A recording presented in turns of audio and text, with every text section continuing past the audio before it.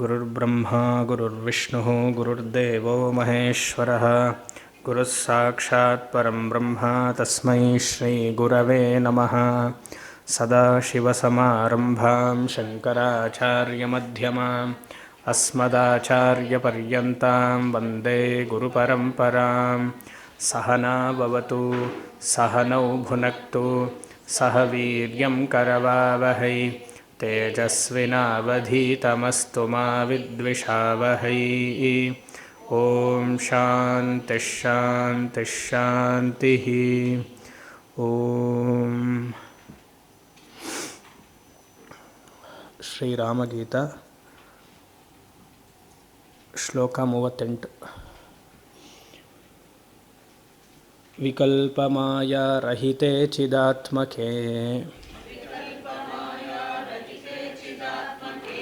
ಅಹಂಕಾರ ಏಷಃ ಪ್ರಥಮಃ ಪ್ರಕಲ್ಪಿತಃ.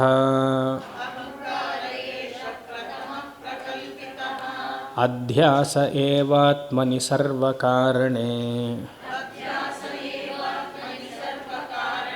ನಿರಾಮಯೇ ಬ್ರಹ್ಮಣಿ ಕೇವಲೇ ಪರೇ. ಇಚ್ಛಾದಿರಾಗಾದಿಸುಖಾದಿಧರ್ಮಿಕಾಃ ಸದಾ ಧಿಯಃ ಸಂಸೃತಿಹೇತವಃ ಪರೇ. ಯಸ್ಮಾತ್ ಪ್ರಸುಪ್ತೌ ತದಭಾವತಃ ಪರಃ ಸುಖಸ್ವರೂಪೇಣ ವಿಭಾವ್ಯತೆ ಹಿನಃ. ಅನಾದ್ಯ ವಿದ್ಯೋದ್ಭವಬುದ್ಧಿಬಿಂಬಿತಃ ಜೀವಪ್ರಕಾಶೋಯಮಿತೀರ್ಯತೆ ಚಿತಃ. ಆತ್ಮಾ ಧಿಯಃ ಸಾಕ್ಷಿತಯಾ ಪೃಥಕ್ ಸ್ಥಿತಃ ಬುದ್ಧ್ಯಾ ಪರಿಚ್ಛಿನ್ನ ಪರಃ ಸ ಏವ ಹಿ.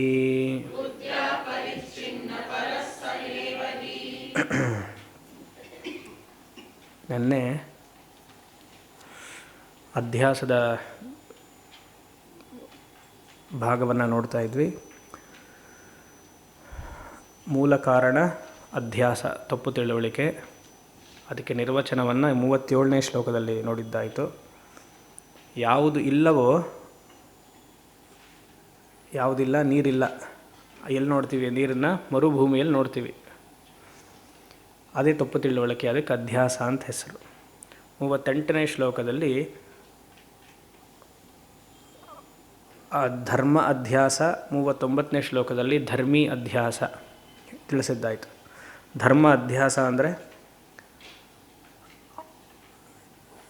ಆತ್ಮವನ್ನು ಶರೀರ ಅಂತ ಮಾಡಿಕೊಳ್ಳೋದು ಧರ್ಮ ಅಧ್ಯಾಸ. ಆತ್ಮಕ್ಕೆ ಶರೀರಕ್ಕೆ ಇರುವಂತಹ ಗುಣಗಳನ್ನೆಲ್ಲ ಆತ್ಮಕ್ಕಿದೆ ಅಂತ ಹೇಳೋದು ಧರ್ಮಿ ಅಧ್ಯಾಸ. ಅದು ಹೇಗೆ ಶುರು ಆಯಿತು? ಮಾಡ್ಕೊಂಬಿಟ್ವಿ ತಪ್ಪು. ಚಿಕ್ಕ ವಯಸ್ಸಿಂದ ಹೇಳ್ಕೊಟ್ಟಿರೋದ್ರಿಂದ ಈ ಜನ್ಮ ಅಂತಲೇ ಅಲ್ಲ, ಅನೇಕ ಜನ್ಮದಿಂದ ಹೇಳ್ಕೊಟ್ಬಿಟ್ಟಿದ್ದಾರೆ.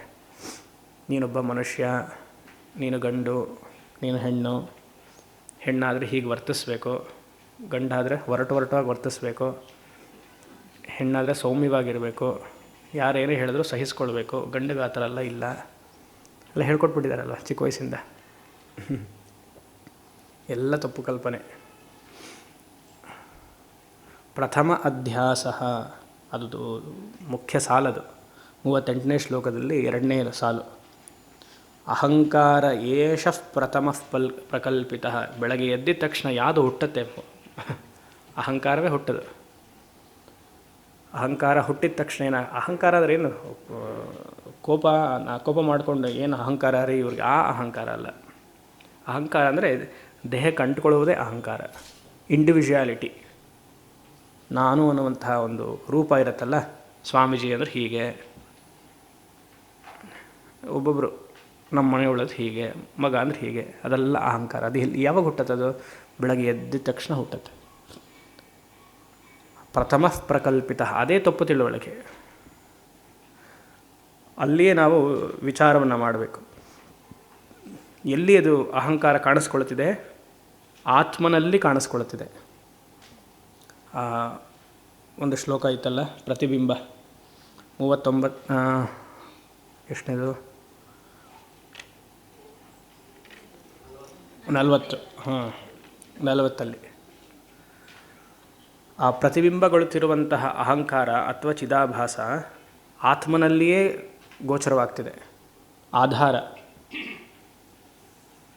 ಉದಾಹರಣೆಯಲ್ಲಿ ನೋಡಿದ್ವಿ, ಸೂರ್ಯ ಹಾಗೂ ಕನ್ನಡಿ ಪ್ರತಿಬಿಂಬ.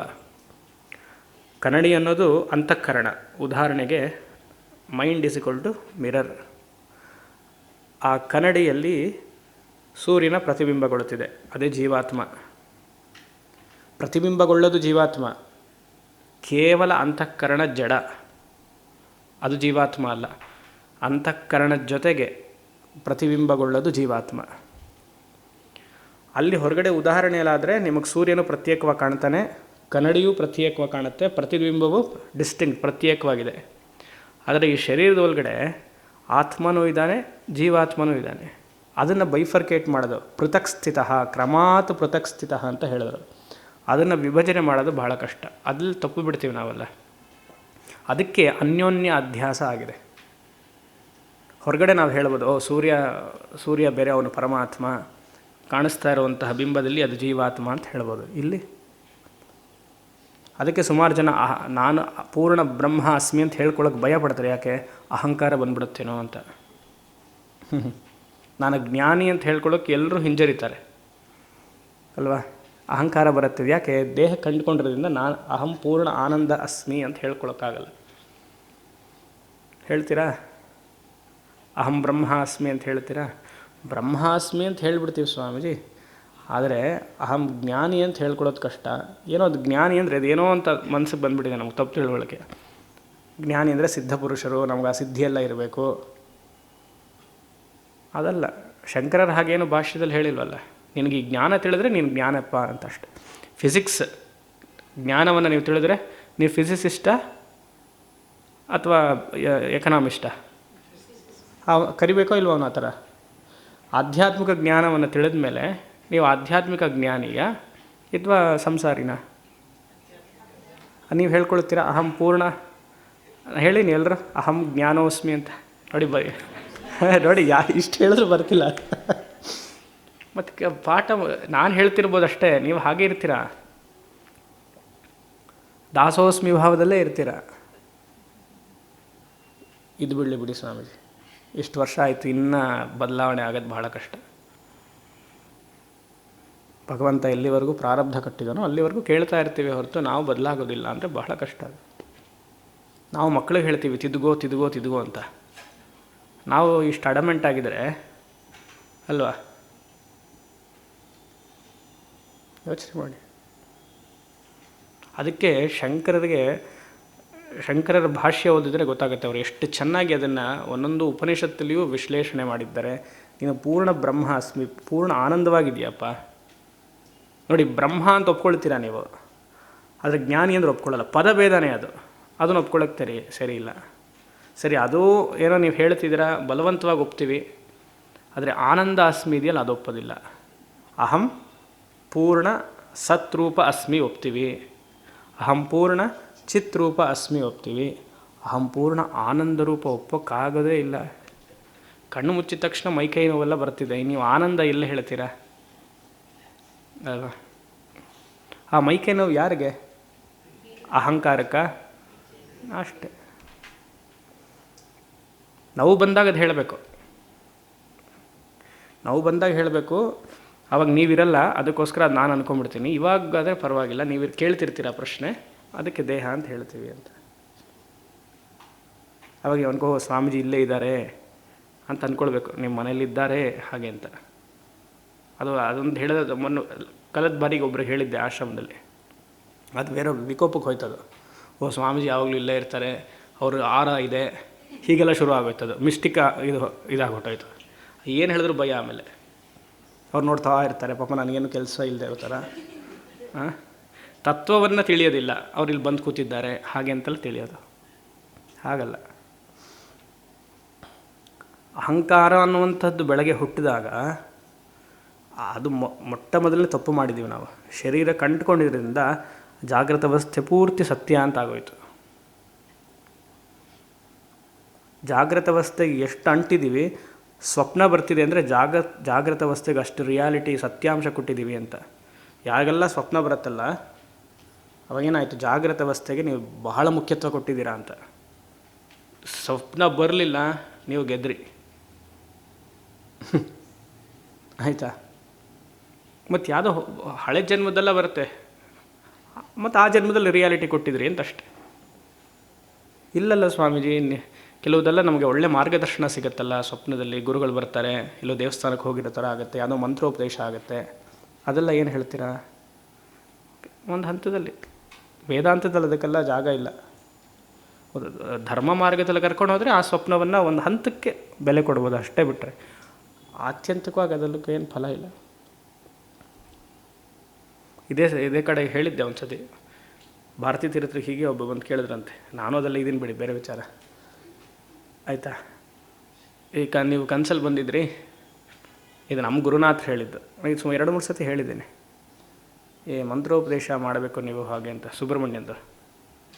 ಹೌದು, ಓಂ ಶರವಣ ಭವ ಅಂತ ಹೇಳು ಅಂದರು. ಬಂದಿದ್ದಾರೋ ಇಲ್ವೋ ಅಂತಲೂ ಕೇಳಲಿಲ್ಲ. ಆಮೇಲೆ ಕೇಳಿದ್ರು ನಮ್ಮ ಗುರುಗಳೇ, ಇದೇ ಹೌದಾ ಅಂತ. ಅಷ್ಟು ಬಂತಲ್ಲ, ಅಟ್ಲೀಸ್ಟ್ ಅದರಿಂದಾದರೂ ಒಂದು ಧರ್ಮ ಮಾರ್ಗಕ್ಕೆ ಶುರು ಮಾಡಲಿ, ಅನುಷ್ಠಾನ ಮಾಡೋಕ್ಕೆ ಶುರು ಮಾಡಲಿ, ಆಮೇಲೆ ಅವನೇ ಸುಬ್ರಹ್ಮಣ್ಯ ಹೋಮ ಅಂತ ಹೇಳಲಿ ಅಲ್ವಾ? ಅದಾಗಬೇಕು. ಹಾಗೆ ಅಹಂಕಾರ ಬೆಳಗ್ಗೆ ಎದ್ದಿದ ತಕ್ಷಣ ಅದು ಅಂಟ್ಕೊಳ್ಳೋ, ಸಾಧಾರಣವಾಗಿ ಅಂಟತ್ತೆ. ಅದನ್ನು ಆ ಮನಸ್ಸಿನಲ್ಲಿ 2 ಕೋಣೆಗಳನ್ನು ಮಾಡಿಕೊಂಡು, ಅಂಟುವಿಕೆಯ ಅಹಂಕಾರ ಬೇರೆ, ಅಂಟದಿರುವಂತಹ ಅಹಂಕಾರ ಬೇರೆ ಅಂತ ಮಾಡಿಕೊಳ್ಬೇಕು. ಅಂಟದಿರುವಂತಹ ಅಹಂಕಾರವೇ ಯಾತಕ್ಕೆ ನಾನು ಪೂರ್ಣ ಬ್ರಹ್ಮ ಅಂತ ಕರೆಸ್ಕೊಳ್ಳೋದಕ್ಕೆ, ಅದನ್ನು ಕ್ಲೈಮ್ ಮಾಡಬೇಕು, ಅವಧಾರಣೆ ಮಾಡಬೇಕು. ಮೋಕ್ಷ ಯಾರಿಗೆ? ಅಹಂಕಾರಕ್ಕ, ಆತ್ಮಕ್ಕ? ನೋಡಿ, ಅದಲ್ಲಿ ಮೋಕ್ಷ ಯಾರಿಗೆ? ಆತ್ಮಕ್ಕ ಮೋಕ್ಷ. ನಿತ್ಯ ಮುಕ್ತನಾಗಿದ್ದಾನಲ್ಲ ಆತ್ಮ. ಚಿದಾಭಾಸ ಅಂದರೆ ಅಹಂಕಾರ. ದೇಹಕ್ಕ ಮೋಕ್ಷ ದೇಹಕ್ಕ? ಬೇಸಿಕ್ಸೇ ಗೊತ್ತಿಲ್ಲ ನೋಡಿ, ನೇರ ರಾಮಗೀತೆಗೆ ಬಂದ್ಬಿಟ್ಟಿದ್ದೀವಿ. ಶರೀರಕ್ಕೆ ಮೋಕ್ಷ ಸಿಗೋದಿಲ್ಲ, ಯಾಕಂದರೆ ಅದು ಕ್ಷೀಣ ಸ್ವಭಾವ, ಹೋಗುತ್ತದು. ಸುಡ್ತೀವಿ, ಹೂಣ್ತೀವಿ. ಆತ್ಮಕ್ಕೆ ಯಾವಾಗಲೂ ಸಿಗಲ್ಲ, ಯಾಕಂದರೆ ಅದು ಈ ಸದಾ ಮುಕ್ತ ಸ್ವರೂಪ. ಅದು ಈ ಮಿಶ್ರಣ ಆಗಿದೆಯಲ್ವ, ಅಂತಃಕರಣದಲ್ಲಿ ಜೀವಾತ್ಮ ಅನ್ನುವಂತಹ ಅಹಂಕಾರಕ್ಕೆ ಮೋಕ್ಷ. ಆ ಮೋಕ್ಷ ಸಿಗಬೇಕು ಅನ್ನೋದು ವ್ಯವಹಾರದಲ್ಲಿ ಮಾತ್ರ. ಜ್ಞಾನ ಬಂದ ಮೇಲೆ ಅದು ಬಾಧಾ ಆಗೋಗುತ್ತೆ. ಮೋಕ್ಷವನ್ನು ಗಳಿಸುವವನು ಯಾರೂ ಇಲ್ಲ, ಹಿಂಬಾಲಿಸುವವನು ಯಾರೂ ಇಲ್ಲ. ಈ ಮೋಕ್ಷ ಅನ್ನುವುದೆಲ್ಲ, ಈ ಪದನೇ ಚೇಂಜ್ ಮಾಡಬೇಕು. ಮುಂದಿನ ಸತಿ ಯಾರು ಮಹಾತ್ಮರು ಬಂದರೆ ಮೋಕ್ಷ ಅನ್ನುವ ಪದವನ್ನೇ ಶಂಕರರು ಬಹಳ ಚೆನ್ನಾಗಿ ಮೋಕ್ಷಕ್ಕೆ ವಿಶ್ಲೇಷಣೆಯನ್ನು ಮಾಡಿದ್ದಾರೆ. ಆದರೂ ನಾವು ಅವ್ರನ್ನ ಓದಲ್ವಲ್ಲ, ಬೇರೆ ಗ್ರಂಥಗಳನ್ನೆಲ್ಲ ಓದಿ, ಕಥೆ ಪುಸ್ತಕಗಳನ್ನೆಲ್ಲ ಓದಿ ತಪ್ಪು ತಿಳಿತೀವಿ. ಮೋಕ್ಷ ಸ್ವರೂಪ ಕಿಮ್ ಅಂತ ಅವರು ಒಂದು ಪುಸ್ತಕನೇ ಇದೆ, ಸರ್ವದರ್ಶನ ಸಂಗ್ರಹ, ವಿದ್ಯಾರಣ್ಯರು ಬರೆದಿರೋದು. ಸರ್ವದರ್ಶನ ಸಂಗ್ರಹ ಅವರು ಸ್ವಾಮಿಗಳಾಗಕ್ಕಿಂತ ಮುಂಚೆ ಬರೆದಿದ್ರ ಅಂತ ಅದು. ಅದರಲ್ಲಿ 33 ರೀತಿಯಾಗಿ ಮೋಕ್ಷವನ್ನು ವಿಶ್ಲೇಷಣೆ ಮಾಡ್ತಾರೆ. 33 ಮತ ಮೋಕ್ಷ ಅಂದರೆ ಏನು ಅಂತ. ಶಂಕರರೊಬ್ಬರೇ ಹೇಳೋದು, ಮೋಕ್ಷ ಅಂದರೆ ನಿನ್ನ ಸ್ವರೂಪ. ನಿನ್ನ ಸ್ವರೂಪ ಅಂದರೆ ದೇಹದ ಸ್ವರೂಪ ಅಲ್ಲ, ಆತ್ಮದ ಸ್ವರೂಪ. ಅದು ಆನಂದದ ಸ್ಥಿತಿ.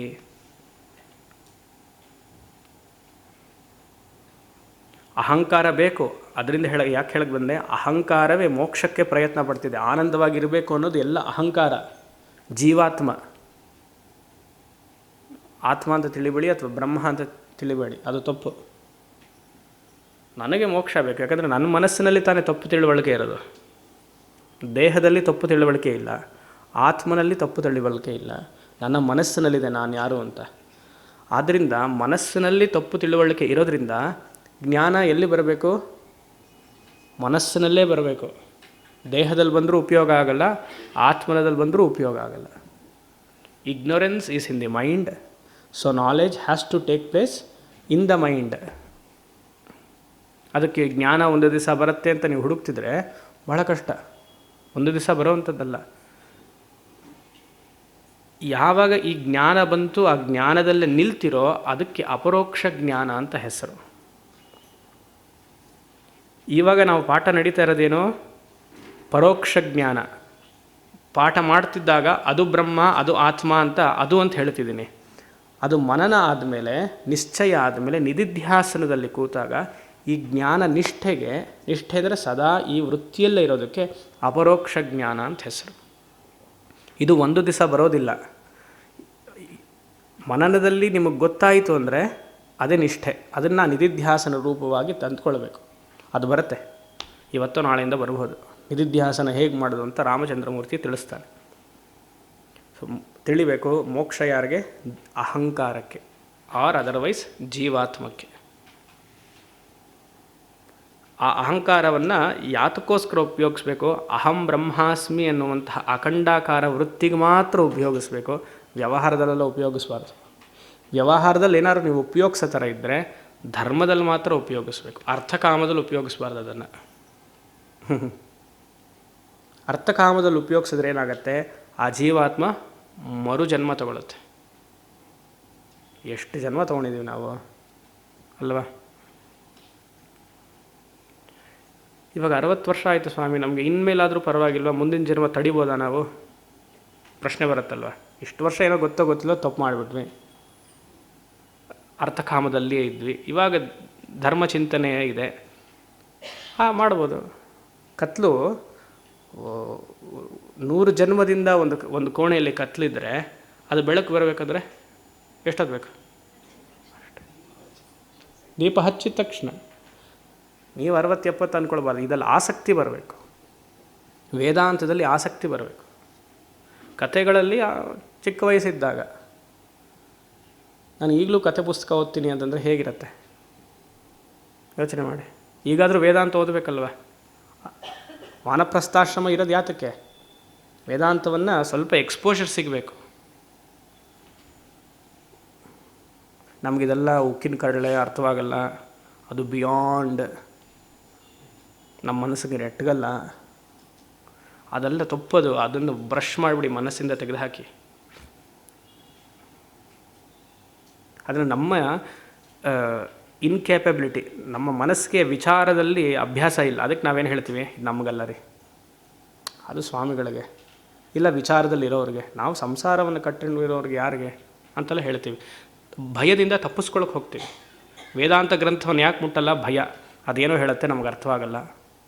ಮತ್ತು ಏನೋ ಆಸೆನೇ ಪಡಬೇಡ ಅನ್ನತ್ತೆ, ಎಲ್ಲವನ್ನು ಬಿಡು ಅನ್ನತ್ತೆ, ಸಂಬಂಧಗಳೆಲ್ಲ ಅಂಟ್ಕೊಂಬೇಡ ಅನ್ನತ್ತೆ. ಚಿಕ್ಕ ವಯಸ್ಸಿಂದ ಹುಟ್ಟಿದ್ದೀವಿ ಇದಲ್ಲೇನೆ, ಇವಾಗ ಅಂಟ್ಕೊಂಬೇಡ ಅಂತ ಹೇಗೆ ಬಿಡೋದು? ಇದೆಲ್ಲ ಭಯ ಹುಟ್ಕೊಳ್ಳುತ್ತೆ.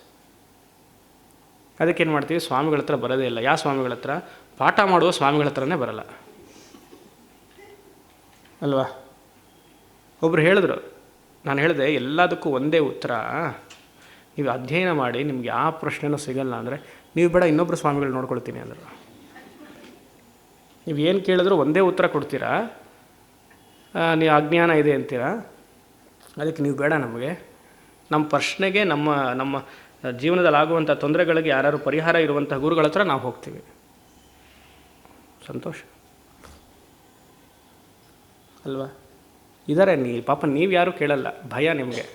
ನಮ್ಮನ್ನು ಟೆಸ್ಟ್ ಮಾಡೋರಿಗೆ ಇರ್ತಾರೆ ಸ್ವಲ್ಪ ಜನ, ಅವ್ರಿಗೆಲ್ಲ ಕ್ಷೇತ್ರ ಪಾಪಿಗಳು ಅಂತ ಶಾಸ್ತ್ರದಲ್ಲಿ ಹೆಸರು ಅಲ್ವಾ? ವೇದಾಂತಕ್ಕೆ ಬರಬೇಕು ಅಂದರೆ ಶ್ರವಣ ಮನನ ನಿಧಿಧ್ಯಾಸನ ಆಗಬೇಕು.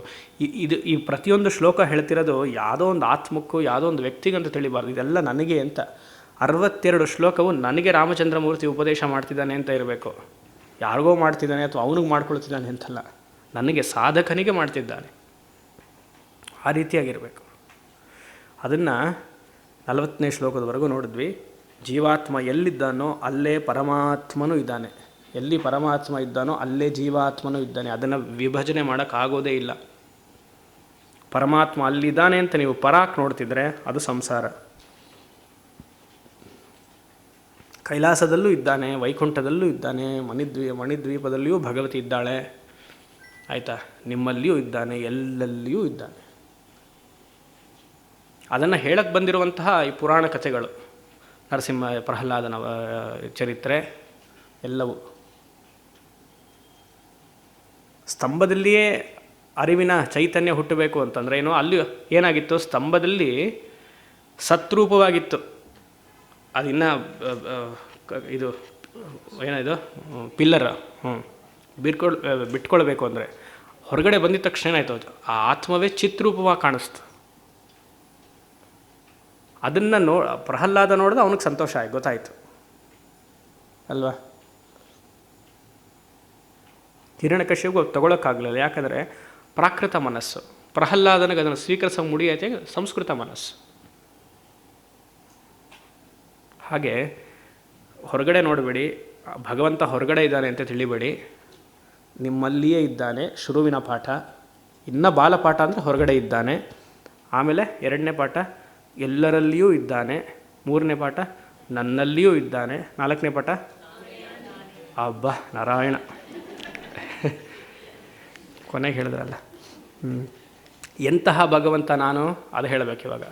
ಎಂತಹ ಭಗವಂತ ನಾನು, ತತ್ವಮಸಿ ಮಹಾವಾಕ್ಯದಲ್ಲಿ ನೋಡಿದ್ವಲ್ಲ,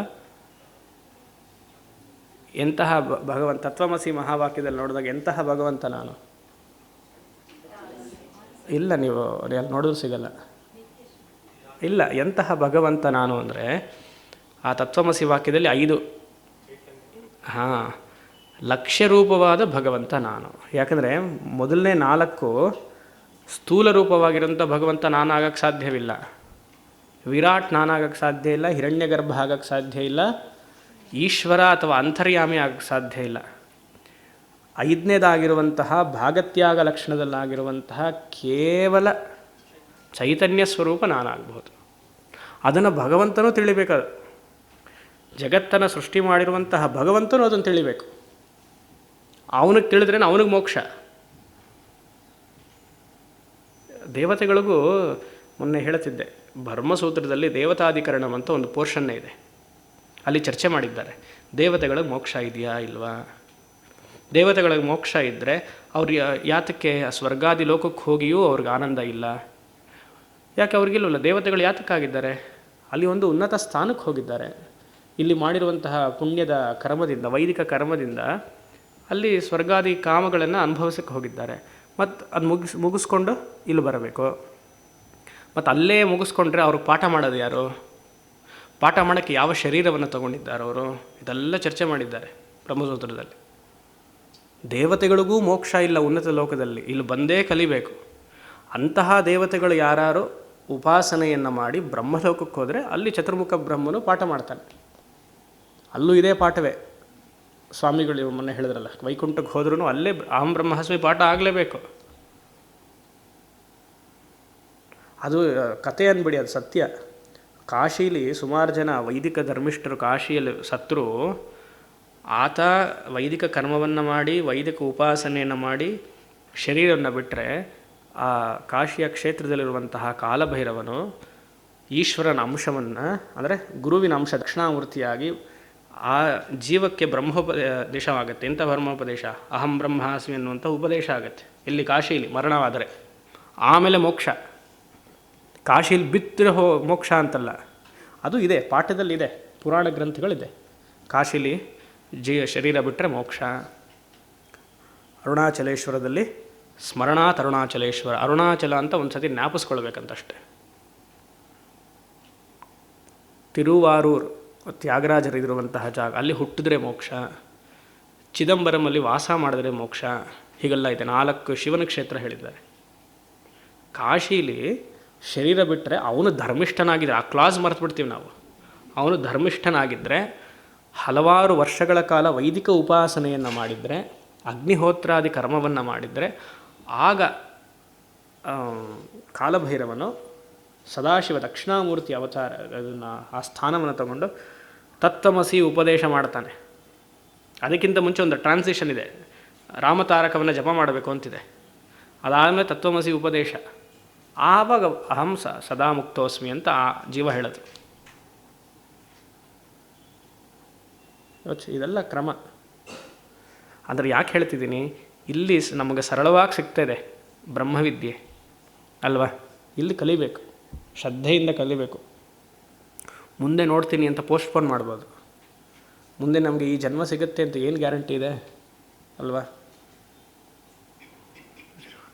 ಆದ್ದರಿಂದ ಎಲ್ಲಿ ಜೀವಾತ್ಮ, ಅದನ್ನು ಹೇಳಕ್ಕೆ ಬಂದೆ, ಎಲ್ಲಿ ಜೀವಾತ್ಮ ಇದ್ದಾನೋ ಅಲ್ಲಿಯೇ ಪರಮಾತ್ಮ ಇದ್ದಾನೆ. ಹೊರಗಡೆ ಹುಡುಕ್ಬೇಡಿ, ಪರಾಕ್ ನೋಡಬೇಡಿ. ಪ್ರತಿಯೊಂದು ಕ್ಷೇತ್ರಕ್ಕಲ್ಲೂ ನೀವು ಹೋದಾಗ ನಾನೇ ಅಲ್ಲಿ ಬೆಳಗ್ತಾ ಇದ್ದೀನಿ ಅಂತ ತಿಳಿಬೇಕು. ಪ್ರತಿಯೊಂದು ಜ್ಯೋತಿರ್ಲಿಂಗವೋ ಅಥವಾ ಶಕ್ತಿಪೀಠಕ್ಕೋ ನನ್ನ ನಿಜಸ್ವರೂಪವೇ ಅಲ್ಲಿ ಬೆಳಗ್ತಾ ಇದೆ ಲಕ್ಷ್ಯಾರ್ಥವಾಗಿ. ಎಲ್ಲ ಮಹಾತ್ಮರಿದ್ದಿದ್ದು ಹಾಗೆ ಅಲ್ವಾ? ರಮಣ ಮಹರ್ಷಿಗಳಿದ್ದರು, ಭಗವಾನ್ ನಿತ್ಯಾನಂದರಿದ್ದರು, ತ್ರೈಲಿಂಗ ಸ್ವಾಮಿಗಳಿದ್ದರು, ಶ್ರೀಧರ ಸ್ವಾಮಿಗಳಿದ್ದರು. ಅವರು ಭಗವಾನ್ ಸ್ವಾಮಿ, ಭಗವಾನ್ ಹೌದು, ಅವ್ರಿಗೆ ವಿಶೇಷ ಉಪಾಧಿ ಇದೆ, ನಾವು ಅದಕ್ಕೆ ಸಮನ ಹೋಲಿಸ್ತಾ ಇಲ್ಲ. ಆದರೆ ಅವ್ರಿಗಿರುವಂತಹ ತತ್ವ, ನಾವು ಆ ತತ್ವವನ್ನು ಗಳಿಸಬೇಕು ಅಂತ ಹೇಳ್ತಾ ಇದ್ದೀನಿ. ಅವ್ರು ಯಾವ ತತ್ವವನ್ನು ಗಳಿಸಿ ಅಹಂ ಬ್ರಹ್ಮಾಸ್ಮಿ ಅಂತ ಹೇಳಿದ್ರು ಅದು ಮನುಷ್ಯನಿಗೂ ಸಾಧ್ಯ. ಆದರೆ ಅವ್ರಿಗಿರುವಂಥ ಪವರ್ಸ್, ಅಷ್ಟಸಿದ್ಧಿಗಳು ಅದು ನಮಗೆ ಬರಲ್ಲ. ಅದು ಪ್ರಾರಬ್ಧವಶಾತ್ ಭಗವಂತ ಕೊಟ್ಟಿರ್ತಾನೆ. ಅದಕ್ಕೆ ಉಪೋದ್ಘಾತದಲ್ಲಿ ನಾನು ಹೇಳಿದ್ದು, ಗೀತಾ ಉಪೋದ್ಘಾತ ಹೇಳಿದ್ನಲ್ಲ, ಸ್ವಪ್ರಯೋಜನ ಅಭಾವೇಪಿ ಸನ್. ಮೂಲತಃ ಯಾರು? ಕೃಷ್ಣ. ಸ ಭಗವಾನ್ ಜ್ಞಾನೈಶ್ವರ್ಯ ಬಲ ವೀರ್ಯ ತೇಜೋಭಿ ಸದಾ ಸಂಪನ್ನ ತ್ರಿಗುಣಾತ್ಮಿಕಾಂ ಸ್ವಾಂ ಮಾಯಾ ಮೂಲ ಪ್ರಕೃತಿಂ ವಶೀಕೃತ್ಯ. ಇವಾಗ ಸಿದ್ಧಿಗಳೆಲ್ಲ ಬರುತ್ತೆ. ಮೂಲತಃ ಅವನ್ಯಾರು? ಅಜಃ ಅವ್ಯಯ ಭೂತಾನಾಂ ಈಶ್ವರ ನಿತ್ಯಶುದ್ಧ ಮುಗ್ಧ ಮುಕ್ತ ಸ್ವಭಾವೋಪಿ ಸನ್ ಸ್ವಮಾಯೆಯ ಇವ ದೇಹ ಇವ ಜಾತ ಇವ. ಹುಟ್ಟಿ ಎಲ್ಲ ಇವ ಅಂತ ಹಾಕಿದ್ದಾರೆ, ಆಸ್ ದೋ ಅಂತ. ಸ್ವಪ್ರಯೋಜನ ಅಭಾವೇಪಿ ಸನ್ ಭೂತಾನ್ ಜಿಗೃಕ್ಷಯ ವೈದಿಕಂ ಧರ್ಮದ್ವಯಂ ಅರ್ಜುನಾಯ ಶೋಕಮೋಹ ಮಹೋದದೋ ನಿಮಗ್ನಾಯ ಉಪದಿದೇಶ. ಯೋಚನೆ ಮಾಡಿ. ಇಲ್ಲಾಂದರೆ ಕೃಷ್ಣ ಹೇಳ್ಬೋದಾಗಿತ್ತಲ್ಲ ಅರ್ಜುನನಿಗೆ, ಎಲ್ಲ ಸಿದ್ಧಿಗಳು ನನಗಿದೆ, ಒಂದು 5 ನಿಮಿಷ ಸಾಕು ಇದನ್ನು ಸಂಹಾರ ಮಾಡೋಕ್ಕೆ. ಅರ್ಜುನನಿಗೇನು ಕಷ್ಟವಾ? ಅದು ರಣರಂಗದಲ್ಲಿ ಉಪದೇಶ. ಇಲ್ಲಿ AC ಹಾಲಲ್ಲಿ ಉಪದೇಶ ಮಾಡಿದ್ರೆ ನಮ್ಗೆ ಹೋಗ್ತಿಲ್ಲ ಮನಸ್ಸಿಗೆ. ರಣರಂಗದಲ್ಲಿ ಅವಾಗ ಮನಸ್ಸು ವಿಕೋಪಗೊಳ್ಳುತ್ತೆ, ಭಯ ಇರುತ್ತೆ, ನನ್ನ ಗುರುನ ಸಾಯಿಸ್ಬೇಕಲ್ಲ ಅಂತಿರುತ್ತೆ. ಗುರುನು ಹತ್ವಾ ಹಿ ಮಹಾನುಭಾವಾನ್ ಶ್ರೇಯೋ ಭೋಕ್ತಂ ಭೈಕ್ಷ್ಯಮಪೀಹ ಲೋಕೆ. ಎಲ್ಲ ಬಿಟ್ಟು ಹೋಗ್ತೀನಿ ಅಂದ, ಸನ್ಯಾಸ ತಗೊಳ್ತೀನಿ ಅಂದ. ಅಲ್ಲಿ ಅವನಿಗೆ ನಷ್ಟೋಮೋಹ ಸ್ಮೃತಿರ್ಲಬ್ಧ ಆಯಿತು 18ನೇ ಅಧ್ಯಾಯದಲ್ಲಿ. ಇಲ್ಲಿ ಎಲ್ಲವೂ ಲಭ್ಯವಿದೆ ನಮಗೆ. 3 ಹೊತ್ತು ಊಟ ಮಾಡ್ತಿದ್ದೀವಿ ಚೆನ್ನಾಗಿ, ಇಂದ್ರಿಯಗಳೆಲ್ಲ ಕಟ್ನಿಟ್ಟಾಗಿದೆ, ಆಯಿತಾ? 8 ಗಂಟೆ ಕಾಲ ನಿದ್ದೆ ಮಾಡ್ತೀವಿ, ಗುರು ಅವೈಲಬಲ್ ಆಗಿದ್ದಾರೆ. ಅಹಂ ಬ್ರಹ್ಮಾಸ್ಮಿ ಅಂತ ಹೇಳಿ ಅಂದರೆ ಸುತ್ತರಾಮ್ ನಾವು ಹೇಳಲ್ಲ, ಅಹಂ ದಾಸೋಸ್ಮಿ ಅಂತಲೇ ಹೇಳೋದು ನಾವು. ಹೇಳ್ತೀರಾ ಇಲ್ವಾ? ಇನ್ಮೇಲೆ ಇವಾಗ ಸಾಕು, ನಾಳೆ ಕೇಳ್ತೀನಿ ಮತ್ತೆ. ಹೀಗೆ ಅಹಂ ಪೂರ್ಣ ಆನಂದ ಅಸ್ಮಿ ಅನ್ನುವಂತಹ 40ನೇ ಶ್ಲೋಕದಲ್ಲಿ ಜೀವಾತ್ಮನ ಪರಮಾತ್ಮನ ವಾಸಸ್ಥಾನ ಒಂದೇ ಕಡೆ ಅಂತ ಹೇಳಿದ್ದಾಯಿತು. 41ನೇ ಶ್ಲೋಕ. ಚಿದ್ಬಿಂಬಸಾಕ್ಷ್ಯಾತ್ಮಧೀಯಾಂ ಪ್ರಸಂಗತಃ ಸಾಕ್ಷ್ಯಾತ್ಮಧೀಯಾಂ ಪ್ರಸಂಗತಃ ಏಕತ್ರ ವಾಸಾದನಲಾಕ್ತಲೋಹವತ್ ಅನ್ಯೋನ್ಯಮಧ್ಯಾಸವಶಾಸ್ತ್ರ ಪ್ರತೀಯತೆ ಸವಶಾತ್ ಪ್ರತಿ ಜಡಾ ಜಡತ್ವಂ ಚ ಚಿದಾತ್ಮಚೇತಸೋಃ.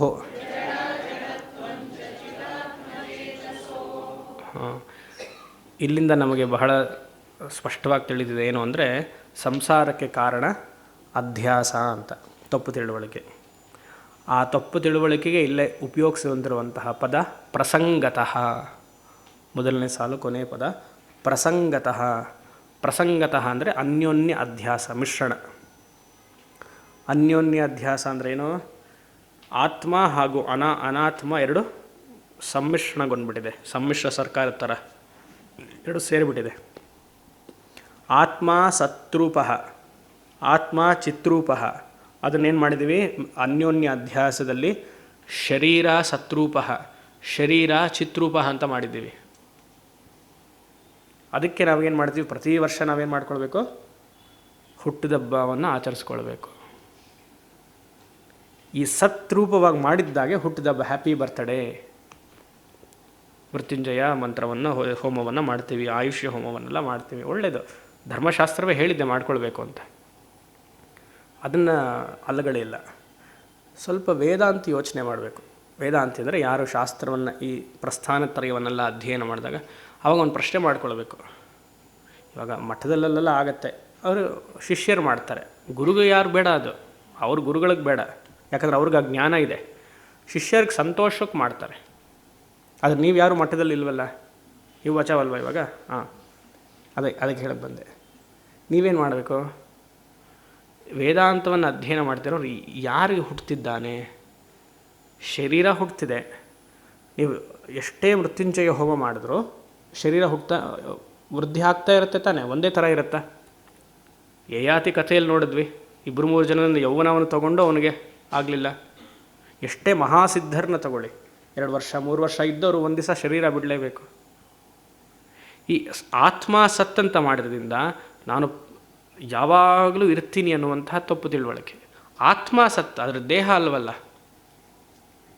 ಯೋಚನೆ ಮಾಡಿ, ದೇಹ ಜಡ, ಅದು ಹೋಗುತ್ತೆ ಒಂದು ದಿವಸ. 6 ವಿಕಲ್ಪಗಳಿದೆ ಅದಕ್ಕೆ. ತಾಯಿಯ ಗರ್ಭದಲ್ಲಿದ್ದಾಗ ಇವತ್ತಿಲ್ವಲ್ಲ ಈ ಶರೀರ, ಸ್ವಲ್ಪ ದಿವಸ ಇರುತ್ತೆ ಅಂತೇನು ಗ್ಯಾರಂಟಿ? ಇದೇ ಅನ್ಯೋನ್ಯ ಅಧ್ಯಾಸ ಅನ್ನೋದು. ತ್ರಿಕಾಲ ಅಬಾಧಿತವಾಗಿರುವಂತಹ ಆತ್ಮನನ್ನು, ಆ ಆತ್ಮ ಅನ್ನುವಂತಹ ಪದವನ್ನು ತೆಗೆದು ಅನಾತ್ಮ ಅಂತ ಅಲ್ಲ ಸೇರಿ ನಾನು ತ್ರಿಕಾಲ ಬಾಧಿತವಾಗಿದ್ದೀನಿ. ಆ ದೇಹಕ್ಕೆ ಅಸ್ತಿತ್ವವಿದೆ, ಚಿತ್ತಿದೆ, ಇಲ್ವಲ್ಲ? ದೇಹಕ್ಕೆ ಮನಸ್ಸಿಗಿದೆ, ದೇಹಕ್ಕಿಲ್ವಲ್ಲ? ಆ ಪ್ರಾಪರ್ಟೀಸ್ನ ಟ್ರಾನ್ಸ್ಫರ್ ಮಾಡಿಬಿಟ್ಟಿದ್ದೀವಿ. ಏನು ಮನೆ ಇಷ್ಟಿತ್ತು, ಆಸ್ತಿ ಇತ್ತು, ಮಗನಿಗೋ ಮಗಳಿಗೋ ಮಾಡಿದೆ. ಹಾಗೆ ಏನು ಮಾಡಿದ್ವಿ? ದೇಹಕ್ಕಿರುವಂತಹ ಗುಣವನ್ನೆಲ್ಲ ಅಥವಾ ಆತ್ಮಕ್ಕಿರುವಂತಹ ಗುಣವನ್ನೆಲ್ಲ ಟ್ರಾನ್ಸ್ಫರ್ ಮಾಡಿಬಿಟ್ಟಿದ್ವಿ. ಇದು ಆತ್ಮದಿಂದ ಅನಾತ್ಮಕ್ಕೆ, ಅನಾತ್ಮದಿಂದ ಆತ್ಮಕ್ಕೂ ಮಾಡಿದ್ವಿ. ಇದಕ್ಕೆ ಅನ್ಯೋನ್ಯ ಎರಡೂ ಆಗಿದೆ, ಅನ್ಯೋನ್ಯ ಅಧ್ಯಾಸ. ದೇಹ ಹುಟ್ಟಿತು, ಆತ್ಮನೂ ಹುಟ್ಟಿತು ಅಂತ ತಿಳಿದಿದ್ದೀವಿ ನಾವು. ಇವತ್ತೊಂದು ಮಗು ಹುಟ್ಟಿತು, ಹಬ್ಬ ಅಂದ್ರೇನು? ಮಗು ಹುಟ್ಟಿತು ಅಂತ ಹೇಳ್ತೀವಿ ಹೊರತು ದೇಹ ಹುಟ್ಟಿತು ಅಂತ ನಾವು ಹೇಳಲ್ಲ. ಹುಟ್ಟಿದೆ, ಆತ್ಮ ಹುಟ್ಟತ್ತೆ ಯಾವತ್ತಾದರೂ? ಇಲ್ಲೇ ಓದಿದ್ವಲ್ಲ ಎಷ್ಟನೇ ಶ್ಲೋಕದಲ್ಲಿ, ಅಜಃ ಅವ್ಯಯ ಅಂತ. ನೆನ್ನೆ ನೋಡಿದ್ವಿ ಅದನ್ನು. 35ನೇ ಶ್ಲೋಕ, ಕದಾಚಿದಾತ್ಮ ನ ಮೃತೋ ನ ಜಾಯತೆ ನ ಕ್ಷೀಯತೆ ನಾಪಿ ವರ್ಧತೆ ನವಃ. ಅಲ್ಲಿ ನೋಡಿದ್ವಲ್ಲ, ಕದಾಚಿತ್, ಯಾವತ್ತೂ. ಕದಾಚಿತ್ ಅಂದರೆ ಒಂದು ಸತಿಗೂ ನಾ ಹುಟ್ಟಲೇ ಇಲ್ಲ. ವ್ಯವಹಾರದಲ್ಲಿ ನಾ ಹುಟ್ಟಿದ್ದೀನಿ ಅಂತ ನೀವು ಮನಸ್ಸಲ್ಲಿ ಇಟ್ಕೊಳ್ಳಿ, ಆದರೆ ನಿಮ್ಮ ಮನಸ್ಸಿನಲ್ಲಿ ಏನಿರಬೇಕು? I am unborn. Application form fill up ಮಾಡಿ, ಅದರಲ್ಲಿ ನಿಮ್ಮ ಲಿಂಗ ಏನು ಕೇಳ್ತಾರೋ ಅದೆಲ್ಲ ಬರೀರಿ. ಮೇಲ್, ಫೀಮೇಲ್, ಹೆಸರು, ಗೋತ್ರ, ನಕ್ಷತ್ರ ಎಲ್ಲ ಹಾಕಿ. ಅದು ನಿಮ್ಮ ಮನಸ್ಸಿನಲ್ಲಿರಬೇಕು, ಆಳವಾದ ಮನಸ್ಸಿನಲ್ಲಿರಬೇಕು. ನಾವು ಪೂರ್ಣ ಆನಂದ, ಹುಟ್ಟಲಿಲ್ಲ, ಸಾಯೋದು ಇಲ್ಲ. ಅನ್ಯೋನ್ಯ ಅಧ್ಯಾಸ ಎಲ್ಲ ಆಗಿದೆ. ಆತ್ಮನಿಂದ ಅನಾತ್ಮ ಆಯಿತು, ಈಗ ಅನಾತ್ಮನಿಂದ ಆತ್ಮ. ದೇಹ ಹುಟ್ಟಿದ್ದಕ್ಕೆ ಆತ್ಮ ಹುಟ್ಟಿತು ಅಂತಾಯಿತು, ದೇಹ ಬೀಳೋದಕ್ಕೆ ಆತ್ಮ ಬಿತ್ತು ಅಂತಾಯಿತು. ನಾ ಪ್ರಜ್ಞೆ ತಪ್ಪು ಬಿದ್ದುಬಿಟ್ಟೆ ಸ್ವಾಮಿ. ಋಗ್ವೇದದಲ್ಲಿ ಮಹಾವಾಕ್ಯ ಇದೆ, ಪ್ರಜ್ಞಾನಂ ಬ್ರಹ್ಮ ಅಂತ. ಆ ಪ್ರಜ್ಞೆ ಬೀಳತ್ತಾ? ಪ್ರಜ್ಞೆ ತಪ್ಪು ಬಿದ್ದುಬಿಟ್ಟೆ, ನನಗೆ ಗೊತ್ತಿಲ್ಲ, ಹೀಗೆ ಹಾಗೆ ಬಿದ್ದುಬಿಟ್ಟೆ ಅಲ್ವಾ? ತಪ್ಪು, ಆ ಸ್ಟೇಟ್ಮೆಂಟೇ ರಾಂಗ್. ಅದು ಮನಸ್ಸು ಪ್ರಜ್ಞೆ ತಪ್ಪಿತು. ಆ ಮನಸ್ಸು ಜೊತೆಗೆ ತಾದಾತ್ಮ್ಯ ಹೊಂದಿರುವಂತಹ ದೇಹ ಪ್ರಜ್ಞೆ ತಪ್ಪಿರಬಹುದು, ಆತ್ಮ ಪ್ರಜ್ಞೆ ತಪ್ಪಿಲ್ಲ. ಪ್ರಜ್ಞೆ ತಪ್ಪಿದ್ದರೆ ಮತ್ತವನು ಬರಲ್ಲ, ಅದಕ್ಕೆ ಸಾವು ಅಂತ ಹೆಸರು. ಆ ನೀರನ್ನು ಪ್ರೋಕ್ಷಣೆ ಮಾಡ್ತಾರಲ್ಲ, ಯಾತಕ್ಕೆ ಮಾಡೋದು? ದೇಹಕ್ಕೆ ಮಾಡ್ತಾರೆ, ಆತ್ಮಕ್ಕೆ ಮಾಡ್ತಾರೆ. ಇದೆಲ್ಲ ಇನ್ವೆಸ್ಟಿಗೇಟ್ ಮಾಡ್ತಾ ಕೂತ್ಕೊಳ್ಳೋಕ್ಕಾಗತ್ತಾ? ಅಲ್ಲಿ ನೀವು ಇದೆಲ್ಲ ಹೇಳೋದು ನೋಡಿದ್ರೆ, ಅಲ್ಲಿ ಬಿದ್ದುಬಿಟ್ಟಿದ್ದಾನೆ, ಆತ್ಮಕ್ಕಾಯ್ದು ದೇಹಕ್ಕೆ ಅವ್ರು ಖಂಡಿತ ಅಷ್ಟೊತ್ತು ಹೊಟ್ಟುಬಿಟ್ಟಿರ್ತಾನೆ ಅಲ್ವಾ? ತಿಳಿಬೇಕು, ಎಲ್ಲಿ ಯಾವುದನ್ನು ಅಪ್ಲೈ ಮಾಡಬೇಕು ಅನ್ನೋಂಥ ವಿವೇಚನೆ ಇರಬೇಕು. ನಾವು ಹೇಗೆಲ್ಲ ಮಾಡ್ತೀವಿ, ಅಲ್ಲಿ ಹೋಗ್ಬಿಟ್ಟೆ ಇದು ಸುಮ್ಮನೆ. ಈಗೆಲ್ಲ ಫೋಟೋಸ್ ಬಂದುಬಿಟ್ಟಿದೆ, ಯಾರು ಬಿದ್ದರೂ ಸರಿ ಬಿಡದೆ ಎಲ್ಲ ಹತ್ತಿರದಿಂದ ಫೋಟೋ ತೆಗಿತಾರೆ ಅಲ್ವಾ? ಹಾಗೆ ಅನ್ಯೋನ್ಯ ಅಧ್ಯಾಸ, ಶರೀರದ ಒಳಗಡೆ ಆ ಆತ್ಮ ಚೈತನ್ಯ ಇರೋದರಿಂದ ಏನು ಇನ್ನೊಂದು ಅಭ್ಯಾಸ ಮಾಡಿದ್ದೀವಿ, ಹಲವಾರು ಶರೀರದಲ್ಲಿಯೂ ಆತ್ಮ ಇದೆ, ನಾನಾತ್ಮವಾದಿ ಸಾಗಿದ್ದೀವಿ. ಸಾಂಖ್ಯ ಹೇಳೋದಿದ್ದನ್ನೇ, ಸಾಂಖ್ಯ ಹೇಳೋದು ನಾನಾತ್ಮವಾದೀಸ್. ನನ್ನ ಶರೀರದಲ್ಲಿ ಆತ್ಮ, ನಿಮ್ಮ ಶರೀರದಲ್ಲಿ ಆತ್ಮ, ಇಲ್ಲಿರೋರೆಲ್ಲರ ಶರೀರದಲ್ಲೂ ಆತ್ಮ. ಎಷ್ಟಾಯಿತು? 100 ಜನ ಇದ್ದರೆ 100 ಆತ್ಮಗಳು ಅಂತ. ಅದು ತಪ್ಪು ತಿಳುವಳಿಕೆ. ಮಡಕೆಯಲ್ಲಿ ಆಕಾಶ ಇದೆ, ಹಾಗೆಂತ 100 ಆಕಾಶಗಳಿದೆಯಾ? ಅಲ್ವಾ? ಇರೋದು ಒಂದೇ ಆಕಾಶ. ತಪ್ಪು ತಿಳುವಳಿಕೆ, ಭ್ರಮ. ಅದನ್ನು ಇಲ್ಲಿ ಪ್ರಸಂಗತಃ ಅಂತ ಹೇಳಿರೋದು. ಪ್ರಸಂಗತಃ, ಅದಕ್ಕೆ ಅನ್ಯೋನ್ಯ ಅಧ್ಯಾಸ. ಹೇಗೆ? ಚಿತ್ ಬಿಂಬ ಸಾಕ್ಷ್ಯ ಆತ್ಮಧಿಯಾಂ. ಚಿತ್ ಬಿಂಬ, ಚಿತ್ ಬಿಂಬ ಅಂದರೆ ಪ್ರತಿಬಿಂಬ ಚೈತನ್ಯ, RC, ರಿಫ್ಲೆಕ್ಟಿವ್ ಕಾನ್ಷಿಯಸ್ನೆಸ್. ಸಾಕ್ಷ್ಯ ಅಂದರೆ ಶುದ್ಧ ಚೈತನ್ಯ, OC, ಒರಿಜಿನಲ್ ಕಾನ್ಷಿಯಸ್ನೆಸ್. ಮತ್ತು ಧೀಹಿ, ಮನಸ್ಸು, ಅಂತಃಕರಣ. ಈ 3 ಸೇರಿದೆ, ಮಿಕ್ಸ್ ಆಗಿಬಿಟ್ಟಿದೆ, ಪ್ರಸಂಗತಃ. ಇದರಲ್ಲಿ ವಿಶೇಷ ಏನಂದರೆ, ಯಾವುದು ಮಿಥ್ಯ, ಯಾವುದು ಸತ್ಯ? RC, ಅಂತಃಕರಣ, OC. ಶುದ್ಧ ಚೈತನ್ಯ, ಪ್ರತಿಬಿಂಬ ಚೈತನ್ಯ, ಅಂತಃಕರಣ 3 ಇದೆ. 3 ಸಮ್ಮಿಶ್ರಣ ಆಗಿದೆ. 2 ಸರ್ಕಾರಕ್ಕೆ ಒದ್ದಾಡ್ತೀವಿ, 3 ಸೇರಿದೆ ಇವಾಗ. ಇದರಲ್ಲಿ ಯಾವುದು ಮಿಥ್ಯ, ಯಾವುದು ಸತ್ಯ? 2 ಮಿಥ್ಯ, 1 ಸತ್ಯ. ನೀವು ಶುದ್ಧ ಚೈತನ್ಯ ಅಂತಲೇ ಹೇಳಿ. ಶುದ್ಧ ಚೈತನ್ಯ ಸತ್ಯ, ಪ್ರತಿಬಿಂಬ ಚೈತನ್ಯ ಹಾಗೂ ಅಂತಃಕರಣ ಮಿಥ್ಯ. ಅದು ತಿಳಿಬೇಕು. ಏಕತ್ರ ವಸಾತ್. ಯಾಕಿದು ಮಿಕ್ಸ್ ಆಗಿದೆ, ಸಮ್ಮಿಶ್ರಣ ಆಗಿದೆ? ತಾದಾತ್ಮ್ಯವತ್. ಅದಕ್ಕೆ ಉದಾಹರಣೆ ಕೊಡ್ತಾರೆ. ಅನಲಾಕ್ತ ಲೋಹವತ್. ಲೋಹ ಅಂದರೆ ಕಬ್ಬಿಣ. ಈ ಕಬ್ಬಿಣದ ಉಂಡೆ, ಅಯನ್ ಬಾಲ್, ಅಗ್ನಿಯ ಜೊತೆಗೆ ಸಂಪರ್ಕಕ್ಕೆ ಬಂದಾಗ ಕುದಿತಾ ಇರುತ್ತೆ ಅಗ್ನಿ, ಪ್ರತಿಜ್ವಲಿಸ್ತಾ ಇರುತ್ತೆ ಅಗ್ನಿ. ಅಗ್ನಿ ಜೊತೆಗೆ ಬಂದಾಗ ಆ ಕಬ್ಬಿಣದ ಉಂಡೆಯನ್ನಿಟ್ಟಾಗ ಏನಾಗುತ್ತೆ? ಕಬ್ಬಿಣವು ಶಾಖವಾಗಿದೆ, ಬಿಸಿ ಬಿಸಿಯಾಗಿದೆ ಅಂತ ಅನಿಸುತ್ತೆ. ಆದರೆ ಕಬ್ಬಿಣ ಇದೆಯಾ? ಕಾಣಿಸ್ತಾ ಇರೋದೇನೋ? ಅದು ಪಕ್ಕದಲ್ಲಿ ಕೆಂಪುವಾಗಿ ಇರುತ್ತೆ. ಅದು ಒಂದು ಸತಿ ತೆಗೆದು ನೋಡಿ, ಬಿಸಿ ಇರುತ್ತೆ, ಇರಲ್ಲ ಅಂತ. ಅದು ಆಗಂತುಕವ, ಸ್ವಾಭಾವಿಕವ? ಆಗಂತುಕ. ಲೋಹದಲ್ಲಿ ಅಗ್ನಿ ಅನ್ನೋದು ಆಗಂತುಕ. ಆಗಂತುಕ ಅಂದರೆ ಬಂದಿರುವಂಥದ್ದು, ತಾತ್ಕಾಲಿಕವಾಗಿ ಅಗ್ನಿಸ್ಪರ್ಶದಿಂದ ಅದು ಶಾಖ ಇದೆ. ಸ್ವಲ್ಪ ತಾಚೆ ಇಡಿ, ನಮ್ಮ ಕಾಲು ಥರ ತಂಪುಗಾಗ್ಬಿಟ್ಟಿರುತ್ತೆ. ಅದಕ್ಕೆ ಯಾತಕ್ಕೆ ತಂಪು? ಅಗ್ನಿಗೂ ಶನಿ ಭಗವಾನಿಗೂ ಯಾಕೆ ಹೇಳ್ತಾರೆ ಅಂದರೆ, ಶನಿ ಗ್ರಹ ತಂಪು, ವಾಯುತತ್ವ ಅವನು ತುಂಬ ತಂಪು. ಅದಕ್ಕೆ ಸುಮಾರು ಜನ ಪರಿಹಾರ ಮಾಡಿಸ್ಕೊಳ್ಬೇಕಂದ್ರೆ ಈ ನಾರ್ತ್ ಇಂಡಿಯಲ್ಲೆಲ್ಲ ರೆಮಿಡಿ ಹೇಳ್ತಾರೆ, ಪರಿಹಾರ ಹೇಳ್ತಾರೆ. ಈ ಕುದುರೆ ಕೆಳಗಡೆ ಅದು ಅದನ್ನು ಹಾಕೊಳ್ಳಿ, ಅದನ್ನು ಜೋಬಲ್ಲಿ ಇಟ್ಕೊಳ್ಳಿ ಅಂತಾರೆ.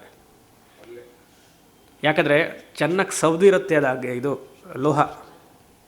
ಅದು ಶನಿ ತತ್ವ ಗ್ರಹಕ್ಕೆ ಹೇಳ್ತಾರೆ, ಅದು ವೆರಿ ಗುಡ್ ರೆಮಿಡಿ ಅಂತ. 7.5 ಇರೋರಿಗೆ ಶನಿ ಮುಕ್ತಿದೆ. ಹಬ್ಬ, ರಾಮಗೀತೆಗೆ ಪರಿಹಾರ ಸಿಕ್ತು.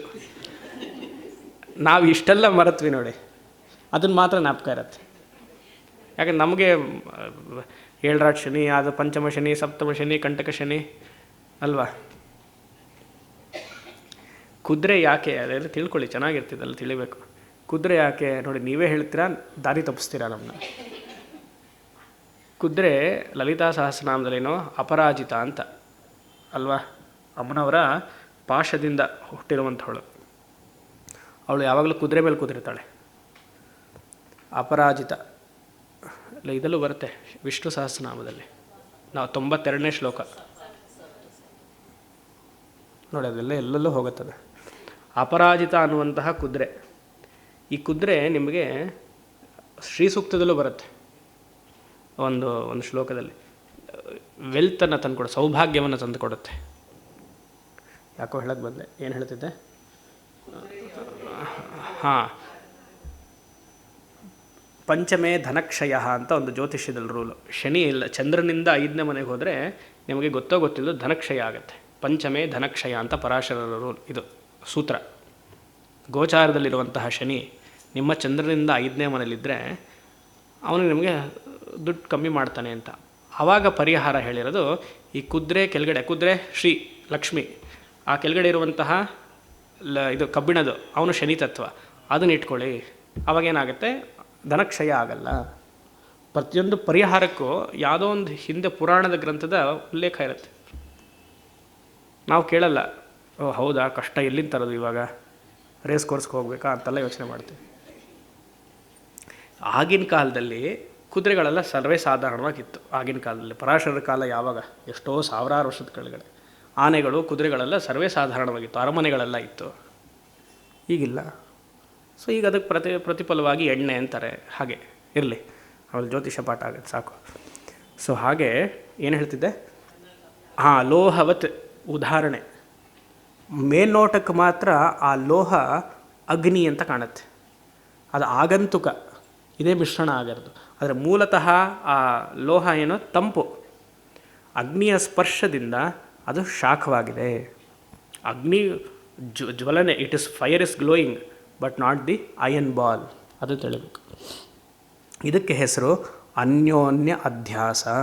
ಇದು ತಪ್ಪು ಕಲ್ಪನೆ. ಎಲ್ಲಾಗಿದೆ ಅದು? ಚಿದಾತ್ಮ ಚೇತಸಃ. ಚೇತಸಃ ಅಂದರೆ ಮನಸ್ಸು, ಅಂತಃಕರಣ. ಚಿದಾತ್ಮ ಅಂದರೆ ಶುದ್ಧ ಚೈತನ್ಯ.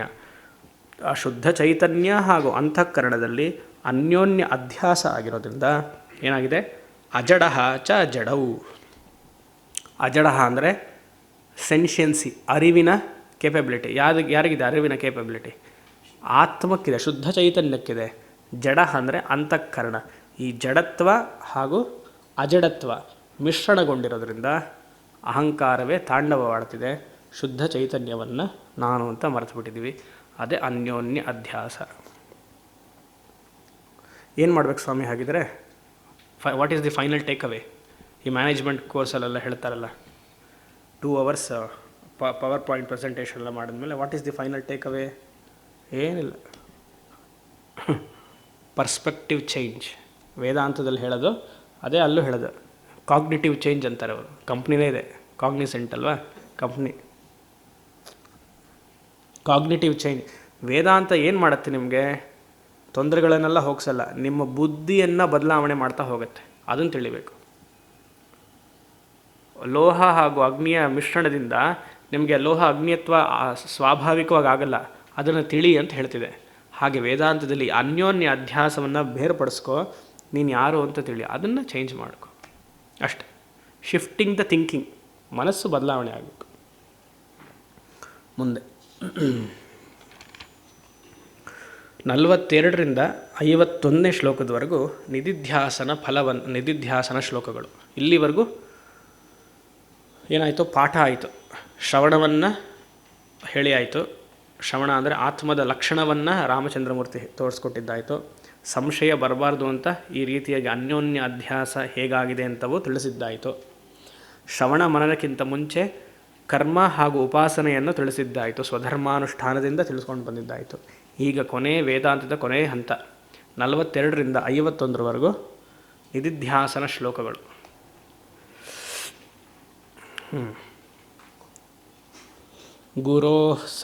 ಗುರೋ ಸಕಾಶಾದಪಿ ವೇದವಾಕ್ಯತಃ ಸಂಜಾತ ವಿದ್ಯಾನುಭವೋ ನಿರೀಕ್ಷ್ಯತಂ ಸ್ವಾತ್ಮಾನಮಾತ್ಮಸ್ಥಮುಪಾದಿವರ್ಜಿತಂ ತ್ಯಜೇದಶೇಷಂ ಜಡಮಾತ್ಮಗೋಚರಂ.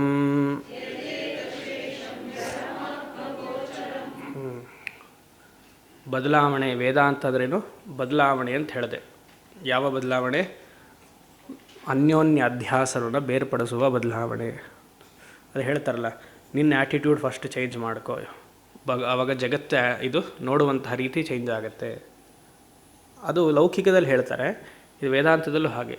You change your personality first, who you are, world will naturally change. ಆ ಅಹಂ ಕರ್ತ ಅನ್ನುವಂತಹ ಭಾವ ಚೇಂಜ್ ಆಗಬೇಕು. ಅಹಂ ಕರ್ತ ಅಲ್ಲ, ಅಹಂ ಕರ್ತೃತ್ವ ಭೋಕ್ತೃತ್ವ ಅನ್ನುವಂಥ ಭಾವ ಹೋಗಬೇಕು. ದೇಶ ಕಾಲ ವಸ್ತು ಪ್ರಾರಬ್ಧ ಎಲ್ಲ ಅಂತಃಕರಣಕ್ಕೆ, ಮೂಲ ಆತ್ಮಗಲ್ಲ. ಹಾಗೆ ಅಂತ ಗುರೋಹೋ ಸಕಾಶಾದಪಿ, ಗುರುವಿನ ಹತ್ತಿರ ಇದ್ದು ಸಕಾಶಾದ್ ಸುಮಾರು ವರ್ಷಗಳ ಕಾಲ ಶ್ರವಣ ಹಾಗೂ ಮನನವನ್ನು ಮಾಡಬೇಕಂತೆ.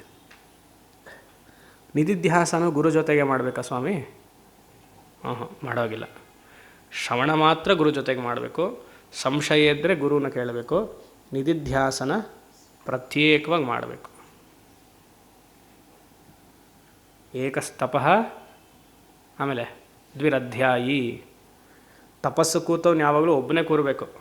ಅದಕ್ಕೆ ನಾನು ನಮ್ಮ ಮನೆಯವರು ಇಬ್ಬರು ಕೂರ್ತೀವಿ ಅಂತ, ಅದು ತಪಸ್ಸಾಗಲ್ಲ. ಅದು ಇಬ್ಬರು ಗುರುಗಳ ತಪಸ್ಸು ಕೂರೋಕ್ಕಾಗಲ್ಲ. ಕೂತ್ರೆ ಅವ್ರು ಪ್ರತ್ಯೇಕವಾಗಿ ಅವ್ರ ಕೋಣೆಯಲ್ಲಿ ಕೂಟಿರೋದಲ್ಲಿ ಕೂತಿರ್ತಾರೆ. ತಪಸ್ಸು ಯಾವಾಗಲೂ ಒಬ್ಬನೇ ಮಾಡಬೇಕು. ವಿದ್ಯಾರ್ಜನೆ ಇಬ್ಬರ ಜೊತೆಗೆ ಮಾಡಬೇಕು. ಯಾಕಂದರೆ ಇವನು ತಪ್ಪು ತಿಳುವಳಿಕೆ ಇದ್ದರೆ, ಪಕ್ಕದಲ್ಲಿರೋ ಅರಿವಿದ್ದರೆ ಅವನು ಬದಲಾವಣೆ ಮಾಡ್ತಾರೆ. ಆದರೆ ತಪಸ್ಸು ಹಾಗಲ್ಲ, ಪ್ರತ್ಯೇಕವಾಗಿ ಹೋಗಬೇಕು. ಏಕಸ್ತಪಃ ದ್ವಿರಧ್ಯಾಯಿ. ಗುರೋಹೋ ಸಕಾಶಾದಪಿ, ಹಲವಾರು ವರ್ಷಗಳ ಕಾಲ ಶ್ರವಣ ಮನನವನ್ನು ಮಾಡಬೇಕಂತೆ. ಇಲ್ಲಿ ಯಾವ ಶ್ರವಣ? ವೇದಾಂತದ ಶ್ರವಣ. ಈಗ ಡೌಟ್ ಬಂದ್ಬಿಟ್ಟು ಮತ್ತೆ ನಾನು ಬೇರೆ ಗ್ರಂಥ ಪುರಾಣದ ಶ್ರವಣ ಮಾಡ್ತೀನಿ. ಹಾಗೆ ಪುರಾಣದ ಶ್ರವಣ ಎಲ್ಲ ಮುಗಿಸ್ಕೊಂಡಿಲ್ಲಿ ಬಂದಿರಬೇಕು. ಹಾಗಿದ್ರೆ ಈ ಜನ್ಮಕ್ಕೆ ನಾವು ಬರಲ್ಲ. ಯಾಕಂದರೆ ಶುರುನೇ ಮಾಡಿಲ್ಲ ನಾವು, ನೇರ ಬಂದುಬಿಟ್ಟಿದ್ದೀವಿ. We are all PhD students ಅಲ್ವಾ? ಅಟ್ಲೀಸ್ಟ್ ಅಂದ್ರೇನು, ಇಷ್ಟು ಆಸೆ ಇದೆ ಅಂತಂದರೆ ಇದೆಲ್ಲ ಹೋದ ಜನ್ಮದಲ್ಲಿ ಮಾಡಿರ್ತೀರಿ ಅಂತ ಅರ್ಥ. ಅಂದ್ಕೊಳ್ಬೇಕು ನಾವು. ನೀವು ಹೇಳಿದರೆ ಅಂದ್ಕೊಳ್ಬೇಕಷ್ಟೆ. ಅದು ನಾ ಹೇಳಿದ್ದಲ್ಲ, ಶಂಕರರೇ ಹೇಳಿದ್ದಾರೆ. ಸಾಧನ ಚತುಷ್ಟಯ ಬ್ರಹ್ಮಸೂತ್ರದಲ್ಲಿ, ಮೊದಲನೇ ಸೂತ್ರದಲ್ಲಿ, ಅಥಾತೋ ಬ್ರಹ್ಮಜಿಜ್ಞಾಸದಲ್ಲಿ ಅವರೇ ಬರೀತಾರೆ. ಯಾರು ಬ್ರಹ್ಮಜಿಜ್ಞಾಸವನ್ನು ಮಾಡಬಲ್ಲನೋ ಅವನು ಬ್ರಾಹ್ಮಣ ಆಗಿರಬೇಕಾ, ಕ್ಷತ್ರಿಯ ಆಗಿರಬೇಕಾ, ಅಥವಾ ಸೋಮಯಾಗವನ್ನು ಮಾಡಿರಬೇಕಾ, ವೈದಿಕ ಕರ್ಮವನ್ನು ಸಾಧನ ಚತುಷ್ಟಯ ಸಂಪತ್ತಿ ಅನಂತರಂ ಜಿಜ್ಞಾಸಂ ಕುರು. ಈ ಸಾಧನ ಚತುಷ್ಟಯ ಸಂಪತ್ತಿಗೆ ಮಾಡಬೇಕು ಅಂದರೆ ಅವನು ಹಲವಾರು ಕರ್ಮವನ್ನೆಲ್ಲ ಮಾಡಿರಬೇಕು ಮುಂಚೆನೇ. ಅದಕ್ಕೆ ಅವರಲ್ಲಿ ಬರ್ತಾರೆ, ಅನೇಕ ಜನ್ಮದಿಂದ ಮಾಡ್ಕೊಂಡು ಬಂದಿದ್ರೇ ಬ್ರಹ್ಮಸೂತ್ರ ಅನ್ನುವಂಥ ಬುಕ್ ತೆಗಿಯೋಕ್ಕೂ ಅವನಿಗೆ ಆಸಕ್ತಿ ಬರುತ್ತೆ. ಶಂಕರ ಹೇಳುವಂಥದ್ದು ಮಾತು. ಎಷ್ಟೋ ಜನ ನಮ್ಮಲ್ಲಿ ನಮ್ಮಲ್ಲೂ ಇದೆ ಬ್ರಹ್ಮಸೂತ್ರ. ಎಷ್ಟು ಜನ ತೆಗೆದಿದ್ದೀರಿ ನೀವೇ ಹೇಳಿ? ಅವಾಗ ಆಸಕ್ತಿ ಇದೆಯಾ ಇಲ್ವಾ? ಅಲ್ವಾ? ರಾಮಗೀತೆಗೆ ಬಂದಿದ್ದೀರಾ ಅಂದರೆ ಕಿಂಚಿತ್ತು ನೀವು ಧರ್ಮಿಷ್ಠರಾಗಿದ್ದಿರಿ. ಇಲ್ಲಾಂದರೆ ಸುಮ್ಮನೆ ಬಂದು ಕೂತ್ಕೊಳ್ಳೋಕ್ಕಾಗಲ್ಲ ಅಲ್ವಾ? ಈ ಸಾಲಲ್ಲೇ ರಸ್ತೆಯಲ್ಲಿ ಎಷ್ಟು ಜನ ಇದ್ದಾರೆ, ಅವರೆಲ್ಲ ಇಲ್ಲಿ ಬಂದು ಕೂತಿದ್ದಾರಾ ಅಲ್ವಾ? ದೂರದಿಂದೆಲ್ಲ ಬಂದಿದ್ದೀರಾ. ಪಾಪ ಒಬ್ಬರು 2.5 ಗಂಟೆ ಕಾಲದಿಂದ ಬಂದಿದ್ದಾರೆ ಇಲ್ಲಿ. ಯೋಚನೆ ಮಾಡಿ. ಅಂದರೆ ಎಲ್ಲೋ ಕಿಂಚಿತ್ತು ಆಸಕ್ತಿ ಇರಬೇಕು. ಅದು ಬೀಜ ರೂಪದಲ್ಲಿದೆ. ಅದಕ್ಕೆ ಅಭಿವ್ಯಕ್ತಿ ಮಾಡ್ಕೊಳ್ಳೋದಕ್ಕೆ ನಮಗೆ ಅವಕಾಶ ಸಿಗ್ತಲ್ಲ. ಏನೋ ಸಿಕ್ಕಿದೆ ಇವಾಗ ಅವಕಾಶ. ಸೊ ಗುರುವಿನ ಜೊತೆ ಹಲವಾರು ವರ್ಷಗಳ ಕಾಲ ವೇದಾಂತ ಶ್ರವಣ ಮಾಡಬೇಕು. ಇದಕ್ಕೆ ಕರೆಕ್ಟಾದ ಅರ್ಥ ಸದಾಕಾಶದಲ್ಲಿ ಪ್ರತ್ಯಕ್ಷವಾಗಿ ಗುರು ಜೊತೆ ಇರಬೇಕು ಅಂತ ಅರ್ಥ. ಅಂದರೆ ಆನ್ಲೈನ್ ಕ್ಲಾಸಸ್ ಎಲ್ಲ ಮಾಡ್ಕೊಳ್ಳೋ ಹಾಗಿಲ್ಲ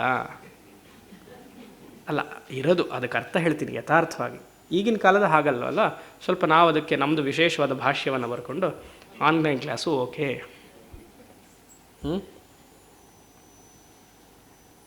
ಗುರುವಿನ ಜೊತೆ ಇದ್ದಿದ್ದು ಆನ್ಲೈನ್ ಕ್ಲಾಸ್ಗೂ ಬಹಳ ವ್ಯತ್ಯಾಸ ಇದೆ. ಅದು ನಮಗೆ ಎಲ್ಲ ಶಿಷ್ಯಂದ್ರಿಗೂ ಅವ್ರ ಗುರು ಜೊತೆ ಪಾಠ ಮಾಡಿಸ್ಕೊಂಡಿರುವ ಅನುಭವವೇ ಹಾಗೆ. ಗುರು ಜೊತೆ ಇದ್ದು ಪಾಠ ಮಾಡಿಸ್ಕೊಳ್ಳೋದಕ್ಕೂ ಎಲ್ಲೋ USA ಕಲಿತು ಇಲ್ಲಿ ಆನ್ಲೈನ್ ಮಾಡಿಸ್ಕೊಳ್ಳೋದಕ್ಕೂ ಬಹಳ ವ್ಯತ್ಯಾಸ ಇದೆ. ಅಹಂ ಅಂತ ಹೇಳಿರ್ತಾರೆ, ನೆಟ್ವರ್ಕ್ ಸ್ಟಾಪ್ ಆಗೋಗಿರುತ್ತೆ. ನೀವು ಅದು ಏನು ಆನಂದಾಸ್ಮಿನ, ಪೂರ್ಣಾಸ್ಮಿನ, ದುಃಖೋಸ್ಮಿನ ಏನಂತ ಬರ್ಕೊಳ್ತೀರಾ? ಆವಾಗ ನಿಮ್ಗೇನೋ ಮನೇಲಿ ಗಲಾಟೆ ಆಗಿದ್ದರೆ, ಓ ಗುರುಗೂ ದುಃಖ ಇದೆ, ನನಗೂ ದುಃಖ ಆಯಿತು, ನೆಟ್ವರ್ಕ್ ಪ್ರಾಬ್ಲಮ್ ಎಲ್ಲ ಆಗೋಗುತ್ತೆ. ಗುರು ಜೊತೆ ಇದ್ದು ಕಲಿಬೇಕು. ಅದಾಗಲಿಲ್ವಾ ಆವಾಗ ಸಂಪರ್ಕ, ಗುರುವಿನ ಸಂಪರ್ಕ ಯಾಕೆ ಮಾಡಬೇಕು? ಸಂಸಾರದ ಚಿಂತನೆಯನ್ನು ಮಾಡೋಕ್ಕೆ? ಗುರುವಿನ ಸಂಪರ್ಕ ಮೋಕ್ಷವನ್ನು ಕೇಳೋದಕ್ಕೆ. ಮೋಕ್ಷವನ್ನು ಕೇಳೋದಕ್ಕೆ ಅಂದ್ರೇನು? ಮೋಕ್ಷ ಚಿಂತನೆಯನ್ನು ಮಾಡೋದಕ್ಕೆ. ನಮ್ಮಲ್ಲಿ ಅದು ಬದಲಾವಣೆ ಆಗಬೇಕು. ದೊರೆಯದನ್ನ ಮುಕುತಿ. ಹಾಗೆ ಗುರು ಇರುವಂತಹ ತತ್ವವೇ ಮೋಕ್ಷ ಚಿಂತನೆಗೋಸ್ಕರ. ಲೌಕಿಕವಾಗಿ ಗುರುವನ್ನು ಎಳಿಬಾರ್ದು, ಆದರೂ ಎಳಿತೀವಿ ನಾವು. ಪಾಪ ಕರುಣಾಶಾಲಿ ಗುರು ಏನು ಮಾಡ್ತಾನೆ? ನಾನಲ್ಲ, ಗುರುಗಳು ಹಾತರೋ ಹಾಗೆ. ಪ್ರತಿಬಂಧಕಗಳು ಬರುತ್ತೆ, ಆವಾಗೇನೋ ಸ್ವಲ್ಪ ಪರಿಹಾರವನ್ನು ಹೇಳುತ್ತಾರೆ. ಯಾಕೆ ವೇದಾಂತ ಚಿಂತನೆ ಮನಸ್ಸಿಂದ ಹೋಗಬಾರ್ದು, ಪ್ರತಿಬಂಧಕ ಆಗ್ತಿದೆ ಅನ್ನುವ ರೀತಿಯಲ್ಲಿ ವ್ಯವಹಾರದಲ್ಲಿ ಏನಾದ್ರು ಪ್ರತಿಬಂಧಕಗಳು ಬಂದರೆ ಗುರು ಅದನ್ನು ಪರಿಹರಿಸ್ತಾನೆ. ಆದರೆ ಮೂಲ ಉದ್ದೇಶ ಅದೇ ಆಗಬಾರ್ದು. 25ನೇ ವರ್ಷಕ್ಕೆ ನನ್ನ ಗುರು ಸಂಪರ್ಕ ಆಯಿತು, ಉಪದೇಶವನ್ನು ಮಾಡಿದ್ರು, ಮಂತ್ರೋಪದೇಶ ಆಯಿತು. ಆಮೇಲೆ ಒಂದೊಂದೇ ಗ್ರಂಥವನ್ನು ಅಧ್ಯಯನ ಮಾಡ್ತಾ ಬಾ ಅಂದರು, ಪುರಾಣವನ್ನು ಹೇಳಿದ್ರು, ಈ ಗ್ರಂಥವನ್ನು ಓದು ಅಂತ ಹೇಳಿದ್ರು. ಇವಾಗ 45-50 ಆಯಿತು, ಮನಸ್ಸು ತುಂಬ ಚೆನ್ನಾಗಾಗಿದೆ. 55 ಆಯಿತು. ಆಮೇಲೆ ಏನು ಮಾಡ್ತಿದ್ಯಾ? ಹಾಗೆ ಓದ್ತಾನೇ ಇದ್ದೀನಿ. ಏನು? ಪುರಾಣ ಗ್ರಂಥವನ್ನು ಓದ್ತಿದ್ದೀನಿ. ವೇದಾಂತಕ್ಕೆ ಬರೋದು ಯಾವಾಗ? ಗುರುನೂ ಹೇಳಬೇಕು, ಸಾಕಪ್ಪ ನೀವು ಇದು ಮಾಡಿದ್ದು, ಬಾ ಪಾಠ ಮಾಡ್ತೀನಿ. ಶಂಕರರು ಇರುವಂತಹ ಕಾಲದಲ್ಲಿ ಎಷ್ಟು ಶಿಷ್ಯರನ್ನ ತಯಾರಿ ಮಾಡಿದ್ರು, ಎಷ್ಟು ಜನಕ್ಕೆ ಪಾಠ ಮಾಡಿದ್ರು. ಯೋಚನೆ ಮಾಡಿ ಶಂಕರ ವ್ಯಕ್ತಿತ್ವ ಹೇಗೆ ಅಂತ. ಎಲ್ಲ ಪೀಠವನ್ನು ಸ್ಥಾಪನೆ ಮಾಡಿದ್ರು, ಅವ್ರ ವೈಶಿಷ್ಟ್ಯನೇ ಅದು. ಎಲ್ಲ ಪೀಠವನ್ನು ಸ್ಥಾಪನೆ ಮಾಡಿದ್ರು, 4 ಪೀಠ, ಹಲವಾರು ಜನಗಳನ್ನು, ಸಾವಿರಾರು ಜನ, 4 ಜನ ಪ್ರತ್ಯೇಕ ಅವರಿಗೆ.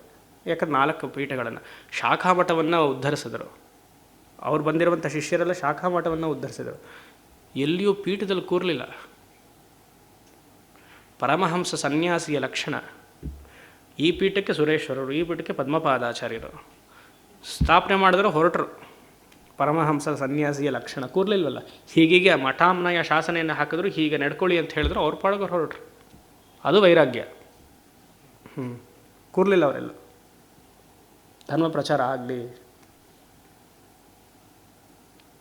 ಸೊ ಗುರುವಿನ ಜೊತೆ ಯಾತಕ್ಕೆ ಗುರು ಬೇಕು? ಮೋಕ್ಷ ಚಿಂತನೆ.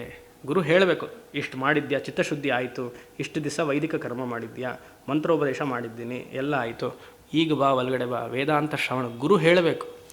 ಗುರು ಹೇಳೋವರೆಗೂ ನಾನು ಕೇಳಲ್ಲ ಅನ್ನಬಾರ್ದು. ಕಾಯಬೇಕು, 12 ವರ್ಷ ಕಾಯಬೇಕು ಅಂತ ಶಾಸ್ತ್ರವೇ ಹೇಳುತ್ತೆ. ಆ ಕೇಳಿಲ್ಲ ಒಂದು ಸತಿ ಮನವರಿಕೆ ಮಾಡಿಕೊಳ್ಬೇಕು. ಸೊ ಹಾಗೆ ಇಲ್ಲಿ ಗುರೋಹೋ ಸಕಾಶ, ಸುಮಾರು ವರ್ಷಗಳ ಕಾಲ, ಕನಿಷ್ಠ ಪಕ್ಷ ಅಂದರೆ ಒಂದು 12 ವರ್ಷಗಳ ಕಾಲ ಆದರೂ ಶ್ರವಣ ಮನನವನ್ನು ಗುರು ಜೊತೆಗೆ ಮಾಡಬೇಕು. ಈಗ ಶುರು ಮಾಡಿದ್ವಿ ಸ್ವಾಮೀಜಿ, 1 ವರ್ಷ ಆಯಿತು, ಇನ್ನು 11 ವರ್ಷಕ್ಕೆ ನಾವು ಇರ್ತೀವೋ ಇಲ್ವೋ? ಮುಂದಿನ ವರ್ಷ ಅಲ್ಲ, ಸರಿ, ಮುಂದಿನ ಜನ್ಮ ಆಯಿತಾ? ಆಗಲಿ. ವೇದವಾಕ್ಯತಃ ನೋಡಿ, ಅದು ಹೇಳಕ್ಕೆ ಬಂದೆ. ವೇದವಾಕ್ಯತ ಯಾತಕ್ಕೋಸ್ಕರ ಗುರು ಬೇಕು? ವೇದಾಂತ ಶಾಸ್ತ್ರವನ್ನು, ವೇದವಾಕ್ಯತಃ ಅಂದರೆ ಸ್ಕ್ರಿಪ್ಚರಲ್ ಟೀಚಿಂಗ್, ಗುರುವಿನ ಪರ್ಸನಲ್ ಅನುಭವ, ಅವನ ವೈಯಕ್ತಿಕ ಅನುಭವ ಏನಿದೆಯಲ್ಲ ಅದನ್ನು ಹೇಳ್ಕೊಡೋಕ್ಕೆ ಗುರು ಬೇಡ. ನನಗೆ ಈ ಥರ ಎಲ್ಲ ಅನುಭವಗಳಾಯಿತು, ಅದಕ್ಕೂ ಗುರು ಬೇಡ. ಶಾಸ್ತ್ರ ಏನು ಹೇಳಿದೆ ಅದಕ್ಕೂ ಗುರು ಬೇಕು. ಶಾಸ್ತ್ರವನ್ನು ಅನುಸರಿಸಿರುವಂತಹ ಗುರು, ಶ್ರೋತ್ರಿಯ ಬ್ರಹ್ಮನಿಷ್ಠ ಗುರು, ಅದನ್ನು ಶಿಷ್ಯನಿಗೆ ಹೇಳ್ಕೊಡ್ಬೇಕು. ನನ್ನ ಎಕ್ಸ್ಪೀರಿಯನ್ಸಸ್ ಇದ್ದಿದೆ, ನಾನೊಂದು ಪುಸ್ತಕ ಬರಿತೀನಿ, ಇದು ನೀವು ಫಾಲೋ ಮಾಡಿ. ಈಗಿನ ಕಾಲದಲ್ಲ ಅದೇ ತಾನೇ ಶುರು ಆಗಿರೋದು. ಚಂದ್ರಶೇಖರ ಭಾರತಿ ಮಹಾಸ್ವಾಮಿಗಳಿಗೆ ಪ್ರವಚನ ಆದಮೇಲೆ, ಅನುಗ್ರಹ ಭಾಷಣ ಆದಮೇಲೆ, ಇದು ಹೇಳಿದ್ದೀರಿ 2-3 ಕಥೆ ಸರಿ ಬಂದಾದಮೇಲೆ, ಇವತ್ತು ತುಂಬ ಚೆನ್ನಾಗಿತ್ತು ಅಲ್ವಾ? ನೀವು ಹೇಳಿರುವಂತಹ ಧರ್ಮ ಸಂದೇಶ ತುಂಬ ಅದ್ಭುತವಾಗಿತ್ತು. ಇವತ್ತು ಎಲ್ಲಿಯೂ ನಾನು ಇದನ್ನು ಕಾಣಿಲ್ಲ, ಈ ಧರ್ಮ ಸಂದೇಶವನ್ನು ಯಾವ ಗ್ರಂಥದಲ್ಲೂ ಕಾಣಲಿಲ್ಲ. ಅಂದರೆ ನಾನು ಹೇಳಿರುವಂಥ ಅಷ್ಟು 1 ಗಂಟೆ ಕಾಲ ಅನುಗ್ರಹ ಭಾಷಣ ತಪ್ಪು ಅಂದರೆ ಸ್ವಾಮಿಗಳು. ನಾನು ಹೇಳಿರುವಂಥದ್ದು ಯಾವ ಗ್ರಂಥದಲ್ಲೂ ಇಲ್ಲ ಅಂದರೆ ನೀ ಏನು ತಿಳ್ಕೊಂಡೆ? ವೇದದಲ್ಲಿ ಹೇಳಿರುವಂಥದ್ದೇ ನಾ ಹೇಳಿರಬೇಕು. ನಿನ್ನ ಮನಸ್ಸಿಗೆ ಆ ಥರ ಬಂದಿದೆ ಅಂದರೆ ಅದು ತಪ್ಪು. ಅಂದರೆ ನನ್ನ ಪರ್ಸನಲ್ ಎಕ್ಸ್ಪೀರಿಯನ್ಸ್ ಆಗಬಾರ್ದು ಅದು.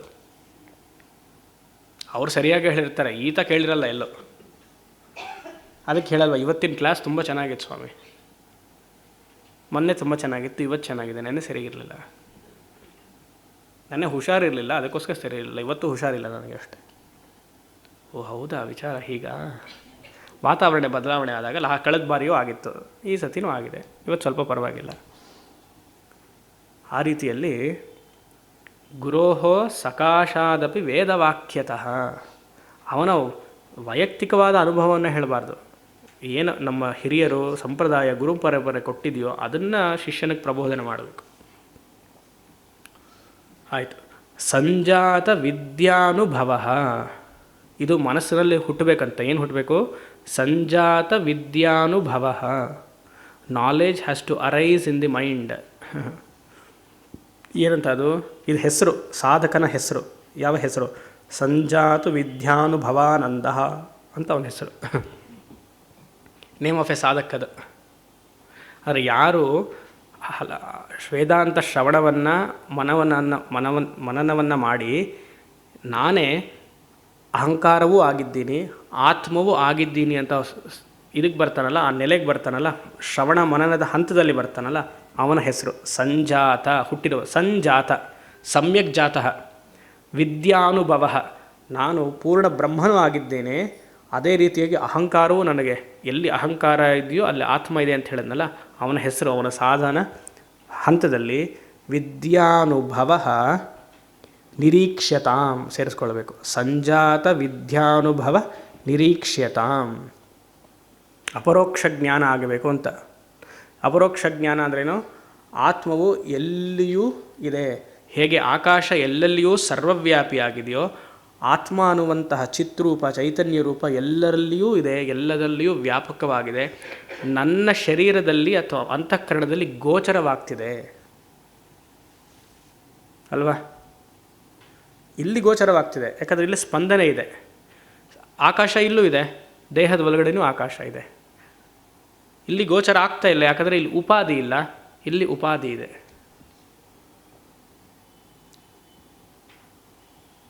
ಈ ನಾಲೆಜ್ ಎಲ್ಲಿ ಆಗಬೇಕು? ಸಂಜಾತ ವಿದ್ಯಾನುಭವ, ಅವನ ಮನಸ್ಸಿನಲ್ಲಿ ಹುಟ್ಕೊಳ್ಬೇಕಿದು.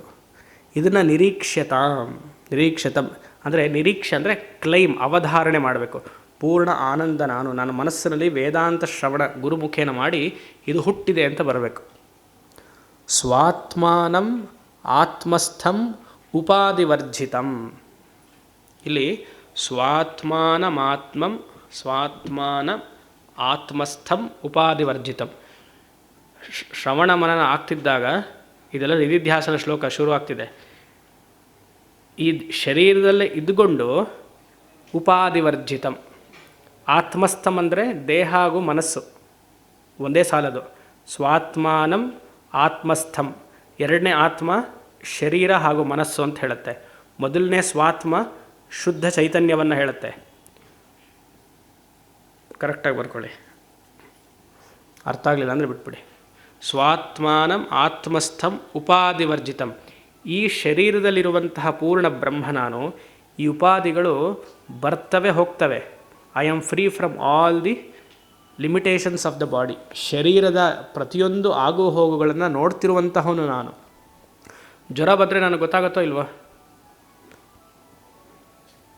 ಉದಾಹರಣೆ, ನನ್ನ ಎಕ್ಸಾಂಪಲ್, ಶರೀರ ಬಂದರೆ ಗೊತ್ತಾಗತ್ತಲ್ವ. ತಲೆನೋವು ಬಂದರೆ ಗೊತ್ತಾಗತ್ತೆ.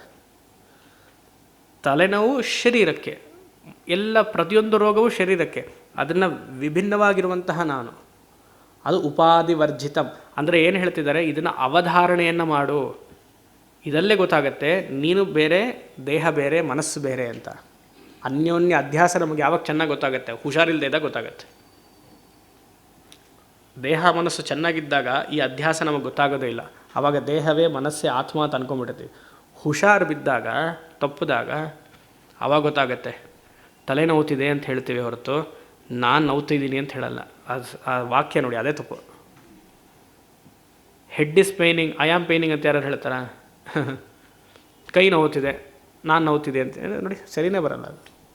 ಆವಾಗ ವಿವೇಕ ಬೀರುತ್ತೆ. ಅಂದರೆ ಯಾವಾಗಲೂ ಹುಷಾರು ತಪ್ಪಬೇಕಾ ನಾವು? ಹಾಗಿದ್ರೆ ಅದು ತೋರಿಸೋದು ಹೇಗೆ 24 ಗಂಟೆ ನಿದ್ದೆ ಮಾಡೋಕ್ಕಾಗಲ್ವೋ, ನಿದ್ದೆ ಒಂದು ಅವಸ್ಥೆನೋ ಹಾಗೆ ಈ ಥರ ಹುಷಾರಿಲ್ಲದೆ ಇದ್ದಾಗ ಏನು ಗೊತ್ತಾಗುತ್ತೆ? ದೇಹ ಮನಸ್ಸು ಹಾಗೂ ಆತ್ಮ ಬೇರೆ. ಉಪಾಧಿವರ್ಜಿತಂ. ಹೇಗೆ ಒಂದು ಮಡಕೆಯಲ್ಲಿ ಉದಾಹರಣೆ ಕೊಟ್ಟೆ. ಮಡಕೆಯಲ್ಲಿ ಆಕಾಶದ ನಂಟಿರುತ್ತಾ ಇಲ್ವ ಮಡಕೆಗೆ? ಕೇಳಿರುವ ಪ್ರಶ್ನೆಯಲ್ಲೇ ಸ್ವಲ್ಪ ನೋಡಿ. ಮಡಕೆಯಲ್ಲಿ ಆಕಾಶದ ನಂಟಿರುತ್ತಾ ಇಲ್ವ ಮಡಕೆಗೆ? ಯೋಚನೆ ಮಾಡಿ. ಒಂದು ಮಡಕೆ, ಆಕಾಶ ಇದೆ, ಸ್ಪೇಸ್, ಮಡಕೆಗೆ ಅಂಟ್ಕೊಂಡಿದೆಯಾ? ಕಿಂಚಿತ್ತೂ ಅಂಟಿಲ್ಲ. ಶರೀರದ ಒಳಗಡೆ ಆತ್ಮ ಇದೆ, ಅದೇನಾದ್ರು ಅಂಟಿದ್ಯಾ ಶರೀರಕ್ಕೆ? ಕಿಂಚಿತ್ತೂ ಅಂಟಿಲ್ಲ. ಆಕಾಶದಲ್ಲಿ ಮಡಕೆಗೆ ಏನೇ ಅದು, ಮಡಕೆಗೆ ನೀವು ಹೊಡೀರಿ ಆಯಿತಾ, ಮೇಲ್ಗಡೆಯಿಂದ ಬಿಸಾಕಿ, ಅಥವಾ ಸುಮಾರು 20 ವರ್ಷ ಆದಮೇಲೆ ತೂತಾಗಲಿ, ಆಕಾಶಕ್ಕೇನೂ ಆಗಲಿಲ್ವಲ್ಲ. ಶರೀರ ಬೆಳೀಲಿ, ವರ್ಧತೆ ಕ್ಷೀಯತೆ ಆಗಲಿ, ಹಾಗೆ ಮನಸ್ಸು ಎಲ್ಲ ಆಗಲಿ, ಆತ್ಮ ಅನ್ನುವಂಥ ನನ್ನ ಶುದ್ಧ ಚೈತನ್ಯಕ್ಕೇನೂ ಆಗಲಿಲ್ವಲ್ಲ. ಇದನ್ನು ಅವಧಾರಣೆ ಮಾಡು. ಸಂಜಾತ ವಿದ್ಯಾನುಭವ ನಿರೀಕ್ಷ್ಯತಾಂ. ಅದೇ ಆದ್ದರಿಂದ ತ್ಯಜೇದಶೇಷಂ, ಎಲ್ಲ ಅಶೇಷಂ ತ್ಯಜ. ಈ ದೇಹಕ್ಕೂ ಮನಸ್ಸಿಗೂ ಆಗಿರುವಂತಹ ಪ್ರಪಂಚದಲ್ಲಿ ಸಂಬಂಧವನ್ನೆಲ್ಲ ತ್ಯಜ. ಏನು ತ್ಯಜ? ಎಲ್ಲ ಸಂಬಂಧವನ್ನೂ ತ್ಯಜ. ಅಷ್ಟೇ ಹೇಳ್ತೀನಿ, ಜಾಸ್ತಿ ಹೇಳಿದ್ರೆ ನಿಮಗೆ ಬೇಜಾರಾಗುತ್ತೆ, ಸಾಕು. ಶರೀರಕ್ಕೂ ಮನಸ್ಸಿಗೂ ಅಂಟಿರುವಂತಹ ಎಲ್ಲ ಅಹಂಕಾರ ಮಮಕಾರವನ್ನು ತ್ಯಜಸು. ಜಡಾತ್ಮ ಗೋಚರಂ. ಈ ದೃಶ್ಯ ಪ್ರಪಂಚದಲ್ಲಿ ಶರೀರವೂ ಸೇರ್ಕೊಂಡಿದೆ. ಈ ಆತ್ಮ ಅನ್ನೋದಕ್ಕೆ ದೃಶ್ಯ ಪ್ರಪಂಚ ಅದೇನು ಜಡಾತ್ಮ ಸ್ವರೂಪ, ಅದು ಗೋಚರ. ದೃಕ್ಕಾಗಿರುವಂತಹ ನನಗೆ ಈ ದೃಶ್ಯ ಗೋಚರವಾಗ್ತಿದೆ. ಇಲ್ಲಿ ನೋಡಬೇಕು, 2 ಕ್ರಿಯಾಪದವನ್ನು ಹಾಕಿದ್ದಾರೆ. ಇಲ್ಲಾಂದರೆ ತಪ್ಪಾಗಿ ಅರ್ಥ ಮಾಡ್ಕೊಳ್ತೀವಿ ಶ್ಲೋಕವನ್ನು. ನಿರೀಕ್ಷತಂ ಅನ್ನೋದು ಒಂದು ಕ್ರಿಯಾಪದ, ತ್ಯಜೇದ್ ಅಶೇಷಂ ಅನ್ನೋದು 2ನೇ ಕ್ರಿಯಾಪದ. ಈ 2 ಕ್ರಿಯಾಪದ ಇರೋದ್ರಿಂದ ಯಾವ್ದಕ್ಕೆ ಯಾವ್ದು ಸೇರಿಸ್ಬೇಕು ಅಂತ ಹುಡುಕಬೇಕು. ನೀವು ಸ್ವಾತ್ಮಾನಂ ತ್ಯಜ ಅಂದ್ಬಿಟ್ರೆ ತಪ್ಪಾಗೋಗುತ್ತೆ. ಸ್ವಾತ್ಮಾನಂ ತ್ಯಜ ಅಂದರೆ ತಪ್ಪಾಗುತ್ತೆ. ಯೂಶಲಿ ಒಂದು ಶ್ಲೋಕದಲ್ಲಿ 1 ಕ್ರಿಯಾಪದ ಇರುತ್ತೆ, ಇಲ್ಲಿ 2 ಹಾಕಿದ್ದಾರೆ. ಇಲ್ಲಿ ಸ್ವಾತ್ಮಾನಂ ನಿರೀಕ್ಷತಾಂ ಅಂತ ತಗೊಳ್ಬೇಕು, ಅದೊಂದು ಕ್ರಿಯಾ. ಶರೀರ ಮನಸ್ಸನ್ನು ತ್ಯಜ ಅಂತ ತಗೊಳ್ಬೇಕು. ಆ ವರ್ಬ್ ಕ್ರಿಯಾಪದವನ್ನು ಸರಿಯಾಗಿ ಹಾಕ್ಕೊಳ್ಬೇಕು. ಎಲ್ಲ ನಿಧಿಧ್ಯಾಸನ ಶ್ಲೋಕಗಳು. ಆದರೆ ಏನು ಪ್ರಪಂಚದಲ್ಲಿ ಅಂದರೆ ಸ್ವಾಮಿಗಳು ನಿಧಿಧ್ಯಾಸನವನ್ನು ಮಾಡಬೇಕು ಅಂತ ಬಂದ್ಬಿಟ್ಟಿದೆ ಅಲ್ವಾ? ನಿಮಗೆಲ್ಲ ಗೊತ್ತಿಲ್ಲ ಪಾಪ, ನಮ್ಮ ಕಡೆ ನಿಮ್ಗೆ ಯೂಶಲಿ ಏನು ಶ್ರವಣ ಮನನ ನಿಧಿಧ್ಯಾಸನ ಆದಮೇಲೆ ವೇದಾಂತದ ನಿಧಿಧ್ಯಾಸನ ಹೇಳ್ತೀನಿ, ಉಪಾಸನೆ ನಾನು ಹೇಳ್ತಿಲ್ಲ. ಉಪಾಸನೆ ಮುಗಿಸ್ಕೊಂಡು ಬರಬೇಕು ಅಂತಿದ್ದಲ್ಲ ಪಾಠ. ಸ್ವಾಮಿಗಳಿಗೆ ನಿಧಿಧ್ಯಾಸನ ಅವಶ್ಯಕತೆ ಇದೆ, ಗೃಹಸ್ಥರು ಮಾಡೋಕ್ಕಾಗಲ್ಲ ಅಂತ ಪ್ರತೀತಿ. ಹೌದಾ? ಒಪ್ತೀರಾ? ಅಂದರೆ ವೇದಾಂತ ಪಾಠ ಆಗಿಲ್ಲ ಅಂದರೆ ಇದು ಒಪ್ಪಕ್ಕಾಗಲ್ಲ. ಅಂದರೆ ಗೊತ್ತಿಲ್ಲ. ನಾನು ಏನು ಪ್ರಶ್ನೆ ಕೇಳ್ತಿದ್ದೀನಿ ಅಂತಲೇ ಸುಮಾರು ಜನ ಗೊತ್ತಿರಲ್ಲ. ಶ್ರವಣ ಮನನ ಅದಾದಮೇಲೆ ಅಹಂ ಪೂರ್ಣ ಬ್ರಹ್ಮ ಅಸ್ಮಿ ಅನ್ನುವಂತಹ ಅವಧಾರಣೆ, ಅದು ನಿಧಿಧ್ಯಾಸನದಲ್ಲಿ ಆಗಬೇಕು. ನಿಧಿಧ್ಯಾಸನ ಅಂದರೆ ಧ್ಯಾನದ ಪ್ರಕ್ರಿಯೆ. ಅದು ಮುಂದಿನ ಶ್ಲೋಕ ಬರುತ್ತೆ, ಹೇಗೆ ಧ್ಯಾನ ಮಾಡಬೇಕು ಅಂತ ರಾಮ ಹೇಳ್ತಾರೆ. ಇದು ಸ್ವಾಮಿಗಳಿಗೆ ಮಾತ್ರ, ತುರ್ಯಾಶ್ರಮ ತಗೊಂಡಿರುವಂಥ ವಿವಿಧಿಷಾ ಸನ್ಯಾಸಿಗೋ ವಿದ್ವತ್ ಸನ್ಯಾಸಿಗೋ ಮಾತ್ರ. ಗೃಹಸ್ಥರಿಗೆ ಮಾಡೋಕ್ಕಾಗಲ್ಲ. ಯಾಕಾಗಲ್ಲ? ಗೃಹಸ್ಥನಿಗೆ ಹಲವಾರು ಜವಾಬ್ದಾರಿಗಳಿರುತ್ತೆ. ಅವನು ಪಾಪ ಬೆಳಗ್ಗೆ ಹೋಗಿ ರಾತ್ರಿ ಬರಬೇಕು, ಸುಸ್ತಾಗಿ ಹೋಗ್ತಾನೆ. ಅವನು ಮಲ್ಕೊಳ್ಳೋಕೆ ಮಾತ್ರ ಗೊತ್ತಿದೆ ಹೊರತು ನಿಧಿಧ್ಯಾಸನ ಮಾಡೋಕ್ಕೆ ಗೊತ್ತಿಲ್ಲ ಅಂತ ಬಂದುಬಿಟ್ಟಿದೆ. ಆದರೆ ನನ್ನ ಅನಿಸಿಕೆ, ಇದು ವೈಯಕ್ತಿಕವಾದ ಅನಿಸಿಕೆ ಏನು ಅಂದರೆ, ಸನ್ಯಾಸಿಗೆ ನಿಧಿಧ್ಯಾಸನ ಅವಶ್ಯಕತೆ ಇಲ್ಲ ಅಂತ ನನ್ನ ಮತ. ನೀವು ಒಪ್ತಿರೋ ಬಿಡ್ತಿರೋ ಗೊತ್ತಿಲ್ಲ. ಯಾಕಂದ್ರೆ ಹಲವಾರು ವರ್ಷ ಅಧ್ಯಯನ ಮಾಡಿ ನನಗೊಂದು ಥಾಟ್ ಬಂದಿದೆ. ಯಾಕೆಂದರೆ ಈತ ಸನ್ಯಾಸಿ, ಎಸ್ಪೆಷಲಿ ಫ್ರೀ, ಏನು ಜವಾಬ್ದಾರಿ ಇಲ್ಲದೆ ಇರೋ ಒಂದು ಸನ್ಯಾಸಿ ಅಂತ ಇಟ್ಕೊಳ್ಳಿ. ಅವನು ಸದಾ ಶ್ರವಣ ಮನದಲ್ಲಿ ಇದ್ದಾಗ ಮನಸ್ಸು ಎಲ್ಲಿರಬೇಕು? ಅವನಿಗೆ ಚಿಂತನೆ ಆತ್ಮದಲ್ಲಿರಬೇಕು. ಅವನಿಗೆ ನಿಧಿಧ್ಯಾಸನ ಯಾಕೆ ಬೇಕು? ಯಾರಿಗೆ ಮನಸ್ಸು ಆತ್ಮದಲ್ಲಿ ಇಲ್ಲವೋ ಅವ್ರಿಗೆ ನಿಧಿಧ್ಯಾಸನ ಬೇಕು, ಅರ್ಥಾತ್ ಗೃಹಸ್ಥರಿಗೆ ಬೇಕು. ಆದರೆ ನಮ್ಮ ಪದ ಏನು? ನಾವು ಇದೆಲ್ಲ ಇದ್ದು 60-70 ವರ್ಷ ಆದಮೇಲೆ ಮಾಡ್ತೀವಿ. ಆಗಲ್ಲ. ಜವಾಬ್ದಾರಿ, ರೆಸ್ಪಾನ್ಸಿಬಿಲಿಟಿ ಯಾರಿಗೆ ಬೇಕು? ಯಾಕಂದರೆ ಒಬ್ಬ ಗೃಹಸ್ಥ ಅಂತ ಹೇಳೋದು ಬೇಡಪ್ಪ, ಯಾಕೆ ಬೇಜಾರು ಮಾಡ್ಕೊಳ್ತೀರಿ? ಒಬ್ಬ ಮನುಷ್ಯ ಅವನಿಗೆ ಜವಾಬ್ದಾರಿ ಹೆಚ್ಚಿದ್ದಾಗ ಆತನಿಗೆ ನಿಧಿಧ್ಯಾಸನ ಮಾಡೋಕ್ಕಾಗಲ್ಲ, ಧ್ಯಾನದಲ್ಲಿ ಕೂರೋಕ್ಕಾಗಲ್ಲ. ನೀವು ವೇದಾಂತ ಧ್ಯಾನ ಯಾಕೆ ತಗೊಳ್ತೀರ? ಸಾಧಾರಣ ಜಪ ಮಾಡೋಕ್ಕಾಗಲ್ಲ. 108 ಜಪದಲ್ಲಿ 54 ಜಪ ಅನಾತ್ಮ ಚಿಂತನೆ ಬಗ್ಗೆನೇ ಇರುತ್ತೆ ಅಲ್ವಾ? ಶುರು ಮಾಡಿದಾಗ ಹೀಗೆ ಮಾತ್ರ ಜಪ ಹೋಗ್ತಿರತ್ತೆ. ಹೀಗೆ ಫಸ್ಟ್ 54 ಮನೆ ಮೇಲೆ ಎಲ್ಲದರಲ್ಲೂ ಇರುತ್ತೆ, ನಿಮ್ಗೆ ಬಿಟ್ಟಿದ್ದದು. ಇನ್ನು 54ಅಲ್ಲಿ ಒಂದು 10-15 ಏನೋ ಹೇಳ್ತಿದೆ ಮನಸ್ಸು, ಭಗವಂತನ ಮೇಲೆ ಚಿಂತನೆ ಆಗ್ತಿದೆ ಅಂತ ಬರುತ್ತೆ. ಅವಾಗ ಇನ್ನೊಂದು 10 ಶಬ್ದ ಬಗ್ಗೆ ಬರುತ್ತೆ. ಅಂದರೆ ಓಂ ನಮೋ ನಾರಾಯಣವೋ ಅಷ್ಟಾಕ್ಷರಿ ಜಪವೋ ಒಂದಾಗೋಯ್ತು. ಆಮೇಲೆ ನಾವು ಕೇಳ್ತೀವಿ, ಉಪದೇಶ ಮಾಡಿ ಜಪ ಮಾಡ್ತೀವಿ. I am doing 1 round every day. Count ಇರೋದೆಷ್ಟು? 10. 90 ಹೋಯ್ತು, ಸಂಸಾರದಲ್ಲಿ ಹೋಯ್ತು. 1 ರೌಂಡ್ ಮಾಡ್ತೀನಿ ಸ್ವಾಮಿ. ಜಪಕ್ಕೆ ನಮ್ಗೆ ಹಾಗೆ ಅಂತಂದರೆ ಇನ್ನು ವೇದಾಂತ ನಿಧಿಧ್ಯಾಸನದ ಬಗ್ಗೆ ಯೋಚನೆ ಮಾಡಿ. ಅಹಂ ಪೂರ್ಣ ಬ್ರಹ್ಮಾಸ್ಮಿ ಅನ್ನೋನಿಗೆ ಜವಾಬ್ದಾರಿ ಇರೋನಿಗೆ ಬೇಕಾ, ಇಲ್ಲದೆ ಇರೋನಿಗೆ ಬೇಕಾ? ಇದೆಲ್ಲ ಯೋಚನೆ ಮಾಡಬೇಕಲ್ವ. ವೇದಾಂತ ನಿಧಿಧ್ಯಾಸನ ಗೃಹಸ್ಥರಿಗೆ ಅಧಿಕವಾಗಿ ಬೇಕು. ತಿಳ್ಕೊಳ್ಳಿ. ಶ್ರವಣ ಒಂದೇ ಆಯಿತು ಅಂತ ಬಿಡಬಾರ್ದು. ಶುರುನಲ್ಲಿ ಓಕೆ, ಬಾಲಪಾಠ 1 ವರ್ಷ 2 ವರ್ಷ ಆಯಿತು, ನಿಧಾನಕ್ಕೆ. ಹೇಗೆ ನಾವು ನೆನ್ನೆ ಹೇಳಿದ್ನಲ್ಲ, 3 ಹೊತ್ತು ಊಟ ಮಾಡೋಕ್ಕೆ ಹೇಗೆ ನಾವು ತಯಾರಿ ಮಾಡ್ಕೊಂಡಿದ್ದೀವೋ ಹಾಗೆ ಬೆಳಗ್ಗೆ ಹೊತ್ತು ಶ್ರವಣ, ಮಧ್ಯಾಹ್ನದ ಹೊತ್ತು ಮನನ, ಸಂಜೆ ಹೊತ್ತು ನಿಧಿಧ್ಯಾಸನ ಇರಬೇಕು. ರಾತ್ರಿ ಅಂತ ಹೇಳಿಲ್ಲ ನಾನು, ಮಲಗಿಬಿಡ್ತೀವಿ ರಾತ್ರಿ, ಸಂಜೆ ಹೊತ್ತು ನಿಧಿಧ್ಯಾಸನ. ಸೊ ಮತ್ತು ನಿಧಿಧ್ಯಾಸನಕ್ಕೆ ಯಾರು ಅಧಿಕಾರಿ? ಸಾಧಕ, ಸಂಜಾತ ವಿದ್ಯಾನುಭವ, ಅವನೇ ಅಧಿಕಾರಿ. ಯಾರೋ ಗುರು ಜೊತೆಗೆ ಹಲವಾರು ವರ್ಷಗಳ ಕಾಲ ಶ್ರವಣಮನ ಮಾಡಿದ್ದವನು ಅವನೇ ಅಧಿಕಾರಿ. ಕರ್ಮಕಾಂಡದಲ್ಲಿ ಹಾಗಲ್ಲ, ಪ್ರಾಕ್ಸಿ ಇದೆ. ನಮಗೆ ಬದಲು ನೀವು ಮಾಡಿಸ್ಬಿಡ್ಬೋದು. ಸಂಕಲ್ಪ ಕೊಟ್ಟರೆ ಏನಾಗುತ್ತೆ, ಪ್ರತಿಯೊಂದು ಪೂಜೆಗಳು ಅವ್ರು ಬರೋಕ್ಕಾಗಲಿಲ್ಲ ಸ್ವಾಮಿ, ನೀವೇ ಅವ್ರ ಮುಖ ತಗೋಬಿಡಿ. ಅದು ನಿಧಿಧ್ಯಾಸನ ಹಾಗೆ ಮಾಡೋಕ್ಕಾಗತ್ತಾ? ನನಗೆ ಜವಾಬ್ದಾರಿ ಜಾಸ್ತಿ, ನಿಮಗೆ ಪಾಪ ಏನೂ ಇಲ್ಲ, ನನ್ನ ಬದಲು ನೀವು ಮಾಡಿ ಅಂತ ಹೇಳೋಕ್ಕಾಗತ್ತಾ? ವೇದಾಂತಿಕ್ ಮೆಡಿಟೇಷನ್ಲಿ ಪ್ರಾಕ್ಸಿ ಎಲ್ಲ ಇಲ್ಲ. ಕರ್ಮಕಾಂಡದಲ್ಲಿ ಮಾಡ್ಬೋದು, ಯಾರಿಗೆ ಬೇಕಾದರೂ ಮಾಡ್ಬೋದು ಕರ್ಮ. ಅದಕ್ಕೆ ಮಹಾಲಯ ಪಕ್ಷದಲ್ಲಲ್ವ, ಅಮಾವಾಸ್ಯೆಯಲ್ಲಿ ಪ್ರಾಣಿಗೂ ನೀವು ತರ್ಪಣ ಕೊಡ್ಬೋದು ಅಂತ, ಯಾರಿಗೆ ಬೇಕಂದ್ರು. ನಮ್ಮ ಗೋತ್ರದಲ್ಲೇ ಇಲ್ಲ, ಬೀದಿಲಿ ಹೋಗಿರುವಂಥ ಯಾರು ನಿಮ್ಗೆ ಹೋಗಿರೋ ಸತ್ತಿದ್ದಾರೆ ಅಂತ ಗೊತ್ತಾದ್ರೆ ತರ್ಪಣ ಕೊಡ್ಬೋದು. ಆದರೆ ಬೀದಿಲಿ ಹೋಗ್ತಿರೋರ್ಗೆ ನಿಧಿಧ್ಯಾಸನ ಮಾಡೋಕ್ಕಾಗತ್ತೆ ನೀವು? ನಾನೇ ಮಾಡ್ಕೊಳ್ಬೇಕು. ಸೊ ನಿಧಿಧ್ಯಾಸನದ ಶ್ಲೋಕಗಳು ಶುರುವಾಗ್ತಾ ಇದೆ ಇವಾಗ. ಆದ್ದರಿಂದ ಏನು, ಹಾಂ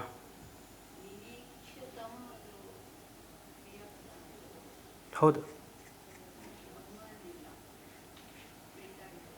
ಹಾಂ ನಿರೀಕ್ಷಾ ಅಂತ ತಗೊಳ್ಬೋದು. ನಿರೀಕ್ಷಾ ಕ್ರಿಯಾ, ಹಾಂ. ತ್ಯಜೇತ್ ಕ್ರಿಯಾ. ಆದ್ದರಿಂದ ಶ್ರವಣ ಆಯಿತು, ಮನನ ಆಯಿತು, ನಿಧಿಧ್ಯಾಸನದ ಶ್ಲೋಕಗಳು ಶುರು ಆಗ್ತಿದೆ 51ನೇವರೆಗೂ. 43 ನೋಡೋಣ. ಇದೊಂದು ನೋಡಿಬಿಟ್ಟು ನಾನು ಮುಗಿಸ್ತೀನಿ, ನಾಳೆ ಮುಂದುವರ್ಸೋಣ. ಪ್ರಕಾಶರೂಪೋ ಹ್ಯಮಜೋ ಹ್ಯಮದ್ವಯಃ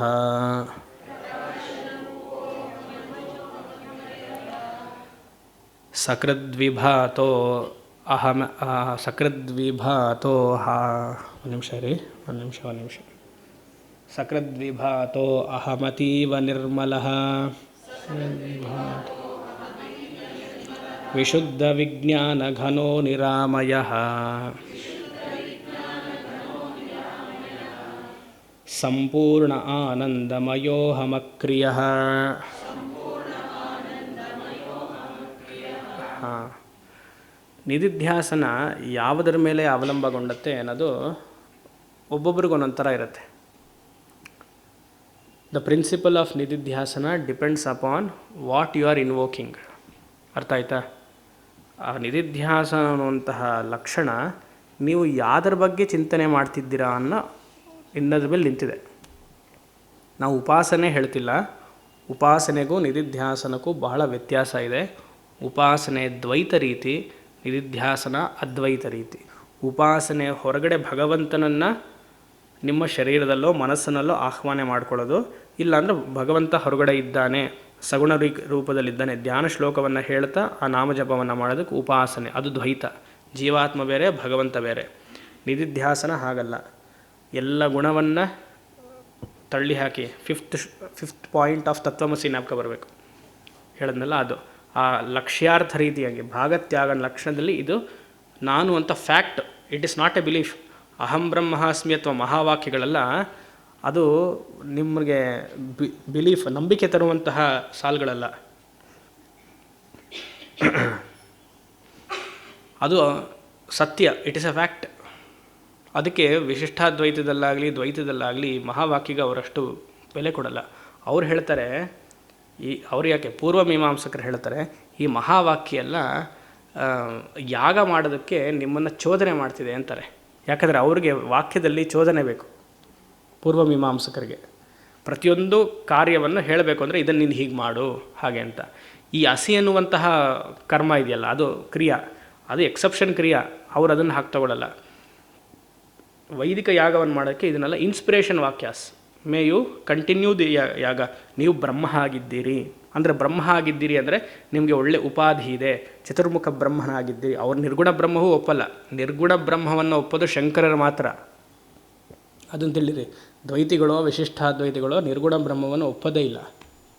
ಅವ್ರಿಗೆಲ್ಲ ಸವಿಶೇಷ ಗುಣಗಳಿರಬೇಕು. ಸವಿಶೇಷ ಗುಣ ಅಂದರೆ ಕೈಯಲ್ಲಿ ಯಾವಾಗಲೂ ಬೆಣ್ಣೆಯನ್ನು ಇಟ್ಕೊಂಡಿರಬೇಕು.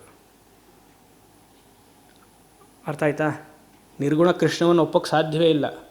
ಎಲ್ಲಿ ಮಾಮ್ ಅಂತ ಬರುತ್ತೋ ಶಂಕರ ಅಲ್ಲೆಲ್ಲ ಅಹಂ ಅಹಂ ಅಂತ ವ್ಯಾಖ್ಯಾನ ಮಾಡಿರ್ತಾರೆ. ವಿಶಿಷ್ಟಾದ್ವೈತಿಗಳಾಗಲಿ ದ್ವೈತಿಗಳಾಗಲಿ ಮಾಮ್ ಅಂತ ಕೃಷ್ಣ ಎಲ್ಲೆಲ್ಲಿ ಅವಜ ಅನಂತಿ ಮಾಂ ಮೂಢ ಅಲ್ಲೆಲ್ಲ ವಿಶ್ವರೂಪ ತಗೊಳ್ತಾರೆ ಶಂಕರರು. ಅವರೆಲ್ಲ ಏನು ಮಾಡ್ತಾರೆ? ಸಗುಣ ಕೃಷ್ಣವನ್ನೇ ತಗೊಳ್ತಾರೆ. 3 ವ್ಯಾಖ್ಯಾನವನ್ನು ಓದಿದ್ರೆ ನಮಗೆ ಗೊತ್ತಾಗುತ್ತೆ ಒಬ್ಬೊಬ್ಬರು ಹೇಗೆ ವ್ಯಾಖ್ಯಾನ ಮಾಡಿದ್ದಾರೆ ಅಂತ.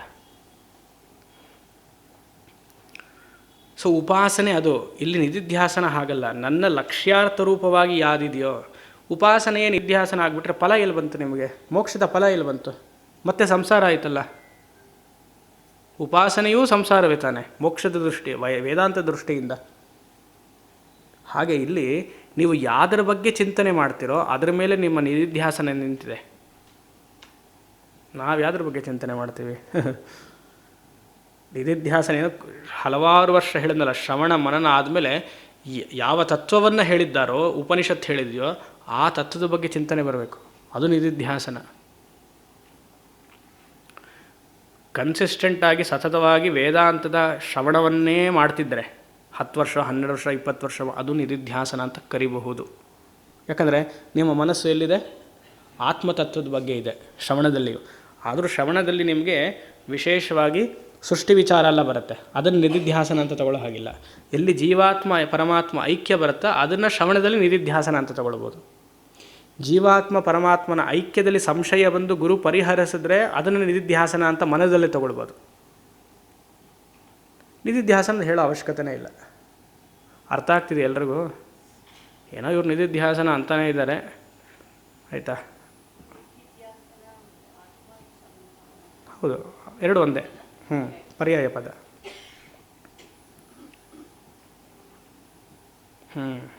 ಸೊ ಹಲವಾರು ವರ್ಷಗಳ ಶ್ರವಣವೂ ನಿಮಗೆ ನಿಧಿಧ್ಯಾಸನ ಆಗ್ಬೋದು, ಮನನವೂ ಆಗ್ಬೋದು. ಇಲ್ಲ ಪ್ರತ್ಯೇಕವಾಗಿ ಅಹಂ ಅದ್ವಯ ಈ ಶ್ಲೋಕನ ನೀವು ಕಂಠಸ್ಥ ಮಾಡ್ಕೊಂಬಿಟ್ರೆ 43ನೇ ಶ್ಲೋಕ ಪೂರ್ತಿ ನಿಮ್ಮ ಸ್ವರೂಪದ ಬಗ್ಗೆ ಹೇಳ್ತಿದೆ. ಏನೋ ಅಹಂ ಪ್ರಕಾಶ ರೂಪ ನಿಧಿಧ್ಯಾಸನ. ಅರಿವಿನ ಚೈತನ್ಯ ಆಗಿರುವಂತಹ ನಾನು ಎಲ್ಲವನ್ನೂ ಬೆಳಗ್ತಾ ಇದ್ದೀನಿ. ಅಹಂ ಪ್ರಕಾಶ ರೂಪ ಅಸ್ಮಿ. ಪ್ರತಿಯೊಂದು ವಸ್ತುವಿನಲ್ಲಿಯೂ, ಈ ಮೈಕಿನಲ್ಲಿಯೂ ಎಲೆಕ್ಟ್ರಿಸಿಟಿ ಅನ್ನುವಂತಹ, ವಿದ್ಯುತ್ ಅನ್ನುವಂತಹ ಆತ್ಮ ಇರೋದ್ರಿಂದ ಅದು ಗೋಚರಗೊಳ್ಳುತ್ತಿದೆ. ಇದು ಜಡ ಅಲ್ವಾ? ಅದರ ವಿದ್ಯುತ್ ಇರೋದ್ರಿಂದ ಗೋಚರಗೊಳ್ಳುತ್ತಿದೆ. ಉದಾಹರಣೆಗೆ ವಿದ್ಯುತ್ತನ್ನು ಆತ್ಮ ಅಂತ ತಗೊಳ್ಬೋದು, ಉದಾಹರಣೆಗೆ.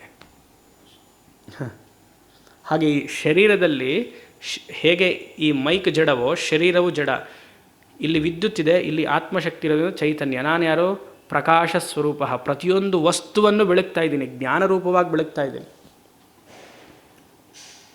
ಅಹಂ ಅಜಃ ನೋಡಿದ್ವಿ ಅದನ್ನು ಹಿಂದಿನ ಶ್ಲೋಕದಲ್ಲಿ. ಹುಟ್ಟದಿರುವನು ನೀನು. ಆಮೇಲೆ ಮುಂದೆ ಹೇಳಿ ಕಗ್ಗ. ಹುಟ್ಟದಿರುವನು ನೀನು. ನೀವು ಬೇಕಂದ್ರೆ ನಾನು ಅಂತ ಹಾಕೊಳ್ಳಿ.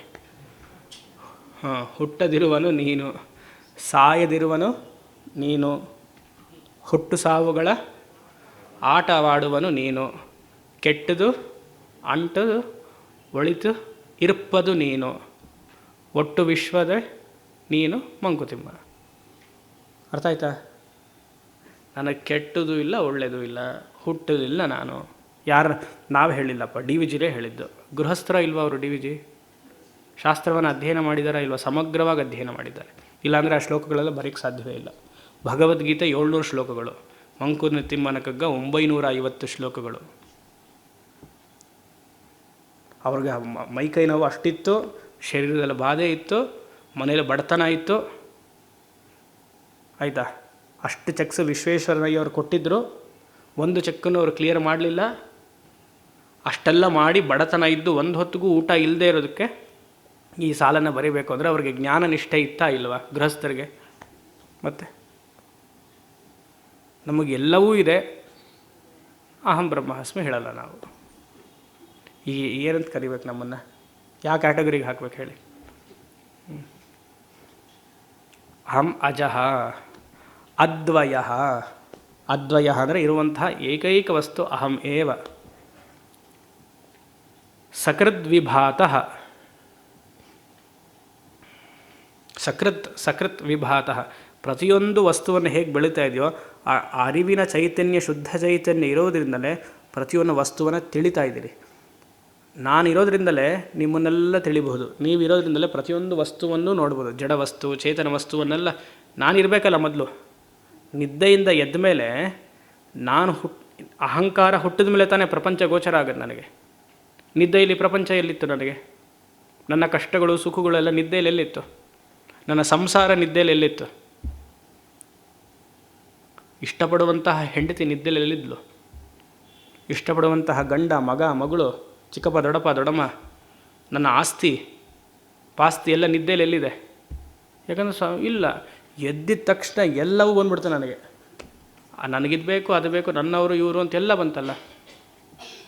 ಗಾಢ ನಿದ್ರೆಯಲ್ಲಿ ಯಾವ ಸಂಬಂಧವೂ ಇಲ್ವಲ್ಲ. 2 ದಿವಸ ಚಪಾತಿ ತಿಂದರೆ ಬೇಜಾರಾಗತ್ತೆ, 3 ದಿವಸ ಇಡ್ಲಿ ತಿಂದರೆ ಬೇಜಾರಾಗತ್ತೆ. ಈಕೆನೇ ಅವನು ನೋಡಿ ತುಂಬ ನೀನು ನೋಡ್ತಾನೇ ಇರಬೇಕು ಅಂತ ಹೇಳಿದ್ಲು. 10 ವರ್ಷ ಆದಮೇಲೆ ಸಾಕು ನಿನ್ನ ಮುಖ ಅಂತಂದ್ಲು ಅಲ್ವಾ? ವಯಸ್ಸ ವರ್ಷ ಶುರುವಿನಲ್ಲಿ ಯು ಆರ್ ಸೋ ಅಡೋರಬಲ್, ಆಮೇಲೆ ಸಾಕು ನಿನ್ನ ಮುಖ. ಆದರೆ ನಿದ್ದೆ ಪ್ರತಿನಿತ್ಯ ಮಾಡ್ತಾಯಿದ್ದೀವಿ ನಿದ್ದೆ, ಆದರೆ ಬೇಜಾರು ಅನಿಸಿಲ್ಲ ನಮಗೆ. ಇನ್ನು ಇಷ್ಟಪಡ್ತೀವಿ, ಯಾವಾಗ ನಿದ್ದೆಗೆ ಹೋಗ್ತೀವೋ ಅಂತ ಇಷ್ಟಪಡ್ತೀವಿ. ಯಾಕೆ? ನನ್ನ ಸ್ವರೂಪಕ್ಕೆ ಬಹಳ ಹತ್ತಿರ. ಇವ್ರನ್ನೆಲ್ಲ ನಂಬ್ಕೊಂಡಿದ್ದೆ, ನನ್ನ ಸ್ವರೂಪಕ್ಕೆ ಆನಂದ ಕೊಡ್ತಾರೆ ಅಂದ್ರೆ ದುರಾತ್ಮಗಳು ಏನೂ ಕೊಡಲಿಲ್ಲ ಅಲ್ಲ, ಇನ್ನೂ ಕಷ್ಟ ಕೊಟ್ಟರು ನಮಗೆ. ಯೋಚನೆ ಮಾಡಿ. ಆದರೆ ಏನು ಮಾಡೋಕ್ಕಾಗಲ್ಲ, ಸಮಾಜ ದೃಷ್ಟಿಯಿಂದ ಪಲ್ಕಿರೋದು ತಾಳಿಕೊಡೋ ಮಂಕುತಿಮ್ಮ ಥರ ಇರಬೇಕು ಅಲ್ವಾ? ನಿದ್ದೆಯ ನನ್ನ ಆತ್ಮಸ್ವರೂಪಕ್ಕೆ ಹತ್ತಿರ ಬಹಳ ನಿದ್ದೆ. ಬೇಜಾರಾಗೋದೇ ಇಲ್ಲ ನಿಮಗೆ. ಮಧ್ಯಾಹ್ನ ಮಲಗ್ತೀವಿ, ಇನ್ನು ಕಂಟಿನ್ಯೂ ಮಾಡಿದ್ರೆ ಕ್ಲಾಸಲ್ಲಿ ಮಲಗ್ತೀವಿ, ರಾತ್ರಿ ಮಲಗ್ತೀವಿ. ತಿಳಿರಿ? ಅದೇ ಇಲ್ಲಿ ಹೇಳ್ತಿರೋದು. ಸಕೃದ್ವಿಭಾತಃ. ನಾನು ಇಲ್ಲ, ಇಲ್ಲಿ ನಾನು ಅಂದರೆ ಅಹಂಕಾರ ಅಂತ ತಗೊಳ್ಬೋದು. ಆತ್ಮಚೈತನ್ಯ ಇಲ್ಲ, ಅರಿವಿಗಿಲ್ಲ ಅಂದರೆ ಯಾವುದೂ ಗೋಚರ ಆಗೋದಿಲ್ಲ.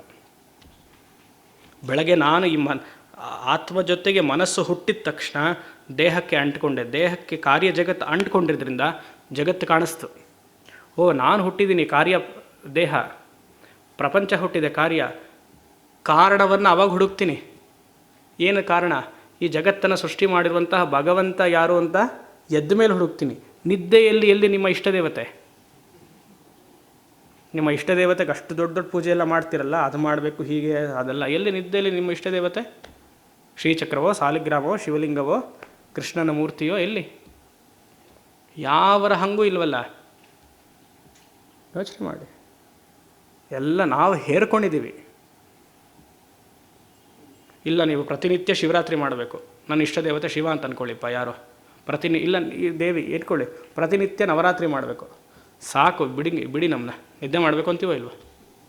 ಅಂದರೆ ಎಲ್ಲಿ ಇಂಪಾರ್ಟೆನ್ಸ್ ಎಲ್ಲ ಆಯಿತು? ನನ್ನ ಆನಂದ, ದೇವರನ್ನು ವ್ಯವಹಾರ ಮಾಡ್ಕೊಂಡಿದ್ದೀವಿ ನಾವು. ನನಗೆ ನಿದ್ದೆ ಬಂದ ಮೇಲೆ ನಿನ್ನ ಸಮಯ ಇದ್ದರೆ ನಿನಗೆ ಪೂಜೆ ಮಾಡ್ತೀನಿ. ಆದರೆ ಭಗವಂತ ಅನ್ನುವಂತಹ ಆಕಾರ ರೂಪ ಭಗವಂತನು ಸಕೃದ್ವಿಭಾತಃ. ನನ್ನ ಅರಿವು ಬಂದ ಮೇಲೆ ಪ್ರಪಂಚ ಗೋಚರ ಆಗ್ತಿದೆ, ಅದಕ್ಕೆ ಕಾರಣವನ್ನು ಹುಡುಕ್ತಿದ್ದೀನಿ. ನಿದ್ದೆಯಲ್ಲಿ ಇಲ್ವಲ್ಲ ಹಾಗೆ. ನಾನು ಹೇಳ್ತಿಲ್ಲ, ರಾಮಚಂದ್ರಮೂರ್ತಿ ಹೇಳ್ತಿದ್ದ. ಅತೀವ ನಿರ್ಮಲ, ಶುದ್ಧ, ಯಾವ ಮಲಿನವೂ ಇಲ್ಲ, ಪ್ರಿಸ್ಟೈನ್ ಪ್ಯೂರ್. ಯಾವ ಅರಿಷಡ್ವರ್ಗವೂ ಆ ಶುದ್ಧ ಚೈತನ್ಯಕ್ಕೆ ಇಲ್ಲ. ಇದು ಒಳ್ಳೆಯ ತತ್ವ. ಅತೀವ ನಿರ್ಮಲ. ನನ್ನ ಮನಸ್ಸಿನಲ್ಲಿ ರಾಗದ್ವೇಷಗಳು ಹುಟ್ಕೊಳ್ತು, ಕಾಮಕ್ರೋಧ ಎಲ್ಲ ಬಂತು, ಆಗ ಒಂದು ಕ್ಷಣ ಭಗವಂತನ ಅನುಗ್ರಹ ಇದ್ದರೆ, ಇದು ಮನಸ್ಸಿಗೆ, ನನಗಲ್ವಲ್ಲ, ನಾನು ಯಾಕೆ ಕೋಪ ಮಾಡ್ಕೊಳ್ಬೇಕು? ಅಲ್ಲಿಯೇ ವೈರಾಗ್ಯ ಬರುತ್ತೆ. ಕೋಪವನ್ನು ನೀವು ತಳ್ಳಿ ಹಾಕ್ತೀರ. ನನಗೆ ಕಾಮ ಮನಸ್ಸಿನಲ್ಲಿ ಜಾಸ್ತಿ ಆಯಿತು, ಮನಸ್ಸಿಗೆ ಕಾಮ, ನನಗಲ್ವಲ್ಲ, ಕಾಮ ನಿಂತು ಹೋಗುತ್ತೆ. ಅಸೂಯೆ ಬಂತು, ಮನಸ್ಸಿಗೆ ಅಸೂಯೆ, ನನಗಲ್ವ, ಅಸೂಯೆ ನಿಲ್ಲತ್ತೆ. ನಾವೇನು ಮಾಡ್ತೀವಿ? ಆ ವೃತ್ತಿಗಳ ಜೊತೆಗೆ ತಾದಾತ್ಮ್ಯವನ್ನು ಬೆಳೆಸ್ಕೊಂಡು ಬಿಡ್ತೀವಿ ಅನ್ಯೋನ್ಯ ಅಧ್ಯಾಸದಿಂದ. ಅಲ್ಲಿ ಸ್ವಲ್ಪ ಅನುಗ್ರಹ ಬೇಕು, ಈಶ್ವರನ ಅನುಗ್ರಹ, ಭಗವಂತನ ಗುರುಗಳ ಅನುಗ್ರಹ. ಅದಕ್ಕೆ ಹಿಂದೆ ಹಾಕಿದ್ದು ಸಕಾಶಾದಪಿ. ಹಲವಾರು ವರ್ಷಗಳಿಂದ ಗುರುಗಳ ಜೊತೆ ಅದೃಷ್ಟ ಶಕ್ತಿ ಕರ್ಕೊಂಡು ಹೋಗುತ್ತೆ. ಯಾವ ಅರಿಷಡ್ ವರ್ಗವೂ ನನ್ನಲ್ಲಿಲ್ಲ. ಇದ್ದರೂ ಇದನ್ನು ಸರಿ ಮಾಡ್ಕೊಳ್ಬೋದು. ಅಹಂ ವಿಶುದ್ಧ ವಿಜ್ಞಾನ ಘನ. ಯಾವ ಕಲ್ಮಶವೂ ಇಲ್ವಂತೆ. No adulteration. ನಂದಿನಿ ಹಾಲು ಥರ ಗ್ರೀನ್ ಕಲರು ಆರೆಂಜ್ ಕಲರೆಲ್ಲ ಇಲ್ಲ. ಸ್ವಲ್ಪ ತಿಕ್ಕ ಹಾಲು ಸ್ವಾಮಿ, ದಪ್ಪಗಿರುತ್ತೆ, ಇದು ನೀರು ಹಾಕಿರ್ತಾರೆ ಅಂತ ಆತ್ಮನಿಗೆ ಯಾವ ಅಡಲ್ಟ್ರೇಷನ್ನೂ ಇಲ್ಲ. ಆಯಿತಾ? ನೀವು ಎಷ್ಟೇ ಚಲನಚಿತ್ರವನ್ನು ನೋಡಿದ್ರೂ ಆ ಚಲನಚಿತ್ರದಲ್ಲಿ ಅಗ್ನಿಯ ಸಂಪರ್ಕ ಆಗಲಿ, ಜಲದ ಸಂಪರ್ಕ ಆಗಲಿ, ಆ ಮೂವಿ ಸ್ಕ್ರೀನ್ಗೆ ಏನಾರಾಗತ್ತಾ? ಸಮುದ್ರ, ನಯಾಗ್ರಾ ಫಾಲ್ಸ್ ನೋಡ್ತಿದ್ದೀರಪ್ಪ, ಯಾವುದೋ ಒಂದು ಪಿಕ್ಚರ್ ಅಂದ್ಕೊಳ್ಳಿ, ಪೂರ್ತಿ ಒದ್ದೆ, ಯಾವುದೋ ನೀರು, ತೇವಾಂಶ, ಸ್ಕ್ರೀನ್ಗೆ ಏನಾರಾಗ್ತಿದೆಯಾ? ಇಲ್ಲ. ಎಷ್ಟೇ ಅಡಲ್ಟ್ರೇಷನ್ ಇದ್ದರೂ ಆತ್ಮಕ್ಕಲ್ಲ, ಮನಸ್ಸು ದೇಹಕ್ಕೆ. ನನ್ನಲ್ಲಿ ಯಾವ ಅಡಲ್ಟ್ರೇಷನ್ನೂ ಇಲ್ಲ. ನೀವು ಯಾಕೆ ನಾನು ಕೋಪಿಷ್ಠ, ನಾನು ಅಸೂಯೆ ಉಳ್ಳವನು? ನಾನಲ್ಲ ಸ್ವಾಮಿ, ಇವಳು ಹೇಳ್ತಾಳೆ. ನಾನು ಯಾವತ್ತೂ ಹೇಳಿದೆ ಶುದ್ಧ ಬ್ರಹ್ಮವೇ ನಾನು ಅಲ್ವಾ? ಹೇಳೋರು ಹೇಳ್ತಾನೆ ಇರ್ತಾರೆ. ಅದು ವ್ಯಕ್ತಿತ್ವವು ಬದಲಾಗ್ತಾ ಹೋಗಬೇಕು. ವೇದಾಂತವನ್ನು ಅಧ್ಯಯನ ಮಾಡ್ತಿದ್ದಾಗ ಈ ಅರಿಷಡ್ ವರ್ಗಗಳೆಲ್ಲ ಕಮ್ಮಿ ಆಗ್ತಾ ಹೋಗಬೇಕು. ಇಲ್ಲ ವ್ಯವಹಾರದಲ್ಲಿ ಮಾತ್ರ ನಾನು ಇಟ್ಕೊಳ್ತೀನಿ, ನನಗೆ ಗೊತ್ತು ಯಾವಾಗ I can come back to my source, ಅದೆಲ್ಲ ನಾಟಕ. ನನಗೆ ಆಗಲ್ಲ ಅನ್ನುವಂಥದ್ದಕ್ಕೆ ವೀಕ್ನೆಸ್ಗೆ ಹಾಗೆಲ್ಲ ತೋರಿಸ್ತಾ ಇರ್ತೀನಿ ನಾನು. ವೇದಾಂತ ಹೆಚ್ಚೆಚ್ಚು ಅಧ್ಯಯನ ಆಗ್ತಿದ್ದಾಗ ಅರಿಷಡ್ ವರ್ಗಗಳು ತಾನಾಗಿ ಕಮ್ಮಿ ಆಗುತ್ತೆ. ಯಾಕೆ? ಪ್ರಪಂಚದ ಮೇಲೆ ಆತನಿಗೆ ಆಸಕ್ತಿ ಇರಲ್ಲ. ಯಾಕಂದರೆ ಪ್ರಪಂಚ ಮಿಥ್ಯ, ಇವನೇ ಅಧಿಷ್ಠಾನ ಅದಕ್ಕೆ ಅಲ್ವಾ? ಪ್ರಪಂಚದ ಮೇಲೂ ಆಸಕ್ತಿ ಇದೆ, ವೇದಾಂತದ ಮೇಲೂ ಆಸಕ್ತಿ ಇದೆ ಅಂದರೆ ಮಿಥ್ಯಾಚಾರಸ್ಯ ಉಚ್ಯತೆ. ಈಸ್ ಎ ಹಿಪೋಕ್ರೈಟ್ ಅಂತ ಕೃಷ್ಣ ಹೇಳಿರೋದು, ನಾನಲ್ಲ. ಆ ಧರ್ಮದಿಂದ ಬದಲಾಗೋದು ಬೇರೆ, ಅದು ಈಶ್ವರನ ಸಂಕಲ್ಪ. ಜ್ಞಾನ ಬಂದಮೇಲೆ ಒಬ್ಬ ಜ್ಞಾನಿ ಹೇಗೆ ಮಾಡ್ತಾನೆ? ಈಶ್ವರನ ಸಂಕಲ್ಪದ ಪ್ರಕಾರ ಮಠವನ್ನು, ಆಶ್ರಮವನ್ನು, ಲೋಕ ಸಂಗ್ರಹಕ್ಕೆ ಹಲವಾರು ಕಾರ್ಯಗಳನ್ನು ಮಾಡ್ತಾನೆ. ಅವನಿಚ್ಛೆ, ಅದು ಆಪ್ಷನಲ್. ಜ್ಞಾನ ಬಂದ ಮೇಲೂ ಮಾಡಬೇಕು ಅಂತ ಶಾಸ್ತ್ರ ವಿಧಿಸಿಲ್ಲ. ಇವಾಗ ಸದಾಶಿವ ಬ್ರಹ್ಮೇಂದ್ರರು ಹಾಗಿರಲಿಲ್ಲ. ಶಂಕರರು ಸದಾಶಿವ ಬ್ರಹ್ಮೇಂದ್ರನ್ನೇ ತಗೊಳ್ಳಿ, ಉದಾಹರಣೆ ಸಾಕು. ಸದಾಶಿವ ಬ್ರಹ್ಮೇಂದ್ರ ಏನೂ ಇರಲಿಲ್ಲ, ಅವಧೂತ ಸ್ಥಿತಿಯಲ್ಲಿದ್ದರು. ಶಂಕರರು ಏನು ಮಾಡಿದ್ರು? ಇಬ್ಬರು ಜ್ಞಾನಿಗಳೇ, ಪರಮೇಶ್ವರನ ಅವತಾರವೇ. ಇವರು ಧರ್ಮನಿಷ್ಠೆಗೆ ಲೋಕ ಸಂಗ್ರಹವನ್ನು ಮಾಡಿದ್ರು. ಜನಕ ಮಹಾರಾಜ ಗೃಹಸ್ಥ, ಯಾಜ್ಞವಲ್ಕೆ ಗೃಹಸ್ಥ, ಲೋಕ ಸಂಗ್ರಹ ಮಾಡಲಿಲ್ವಾ? ಲೋಕ ಸಂಗ್ರಹ ಅಂದರೆ ಎಲ್ಲರಿಗೂ ಒಳ್ಳೆಯದಾಗಲಿ ಅನ್ನುವಂಥ ಕಾರ್ಯ ಮಾಡಲಿಲ್ವಾ? ಮಠಗಳೆಲ್ಲ ಯಾಕೆ ಹುಟ್ಟುಕೊಳ್ತು? ಭಕ್ತರಾಗಿರುವಂಥ ನಮಗೆ ಉದ್ಧಾರ ಆಗಲಿ ಅಂತ. ಹಾಗೆ ಅರಿಷಡ್ ವರ್ಗಗಳ ಕಮ್ಮಿ ಆಗ್ತಾ ಇದೆ ಅಂದರೆ ನಿಮಗೆ ನೀವೇ ಟೆಸ್ಟು. ವೇದಾಂತ ಚಿಂತನೆ ನನಗೆ ಚೆನ್ನಾಗಿ ಹಿಡಿಸ್ತಿದೆ ಅಂತ. ನನಗೆ ಅದು ಹಿಡಿಸ್ತಿಲ್ಲ ವೇದಾಂತ, ಓನ್ಲಿ ಇನ್ಫಾರ್ಮೇಷನ್, ನೋ ಟ್ರಾನ್ಸ್ಫರ್ಮೇಷನ್. ನಾನು ಸ್ವಾಮೀಜಿಯಿಂದ ರಾಮಗೀತಾ ಕೇಳಿದೆ, ತುಂಬ ಚೆನ್ನಾಗಿ ಹೇಳಿದ್ರು. ಆಮೇಲೆ ಅಷ್ಟು ಒಳಗಡೆ ಹೋಯ್ತಾ? ರಾಮನೂ ಹೋಗಲಿಲ್ಲ, ರಾಮದ ನಾಮವೂ ಹೋಗಲಿಲ್ಲ, ರಾಮದ ಉಪದೇಶವೂ ಹೋಗಲಿಲ್ಲ. ನಾ ಹೇಗಿದ್ದೆ? ಮರವಾಗಿದ್ದೆ, ಜಡಮಂಡೆಯಾಗಿದ್ದೆ ಅಷ್ಟೇ. ವಿಶುದ್ಧ ವಿಜ್ಞಾನ ಘನ. ಹೇಗೆ ಆ ಮೂವಿ ಸ್ಕ್ರೀನ್ಗೆ ಏನು ನೀರು ಅಂಟೋದಿಲ್ವೋ, ನನಗೂ ಯಾವ ಅಡಲ್ಟ್ರೇಷನೂ ಇಲ್ಲ. ಅಹಂ ನಿರಾಮಯ, ಇದು ಹಿಂದಿನ ಶ್ಲೋಕದಲ್ಲೆಲ್ಲ ಬಂದಿತ್ತು. ಆಮಯ ಅಂದರೆ ಶರೀರಕ್ಕೆ ಬರುವಂತಹ ರೋಗಗಳು. ಇಲ್ಲಿ ಶರೀರ ಅಂತ ತಗೊಳ್ಬಾರ್ದು, ಯಾಕಂದರೆ ನಿಧಿಧ್ಯಾಸನ ಶ್ಲೋಕ ಆಗಿದ್ದರಿಂದ ನಿರಾಮಯ ಸಂಸಾರ ವರ್ಜಿತ ಅಂತ ತಗೊಳ್ಬೇಕು. ನಿತ್ಯ ಮುಕ್ತ ಅಂತ ಅರ್ಥ, ಸಂಸಾರದಿಂದ ಮುಕ್ತನಾಗಿದ್ದೇನೆ ಹಾಗೆ ಅಂತ. ಆಯಿತು, ಬೇಗ ಮುಗಿಸೋಣ ಅಂದ್ಕೊಂಡೆ, ಅದು 8 ಆಗ್ತಾ ಬಂತು. ಸರಿ. ಓಂ ಶಂ ಅಸತೋಮ ಸದ್ಗಮಯ ತಮಸೋಮ ಜ್ಯೋತಿರ್ಗಮಯ ಮೃತ್ಯೋರ್ಮಾ ಅಮೃತಂ ಗಮಯ. ಪೂರ್ಣಮದಃ ಪೂರ್ಣಮಿದಂ ಪೂರ್ಣಾತ್ ಪೂರ್ಣಮುದಚ್ಯತೆ ಪೂರ್ಣಸ್ಯ ಪೂರ್ಣಮಾದಾಯ ಪೂರ್ಣಮೇವಾವಶಿಷ್ಯತೆ. ಓಂ ಶಾಂತಿ ಶಾಂತಿ ಶಾಂತಿ. ನಾರಾಯಣ.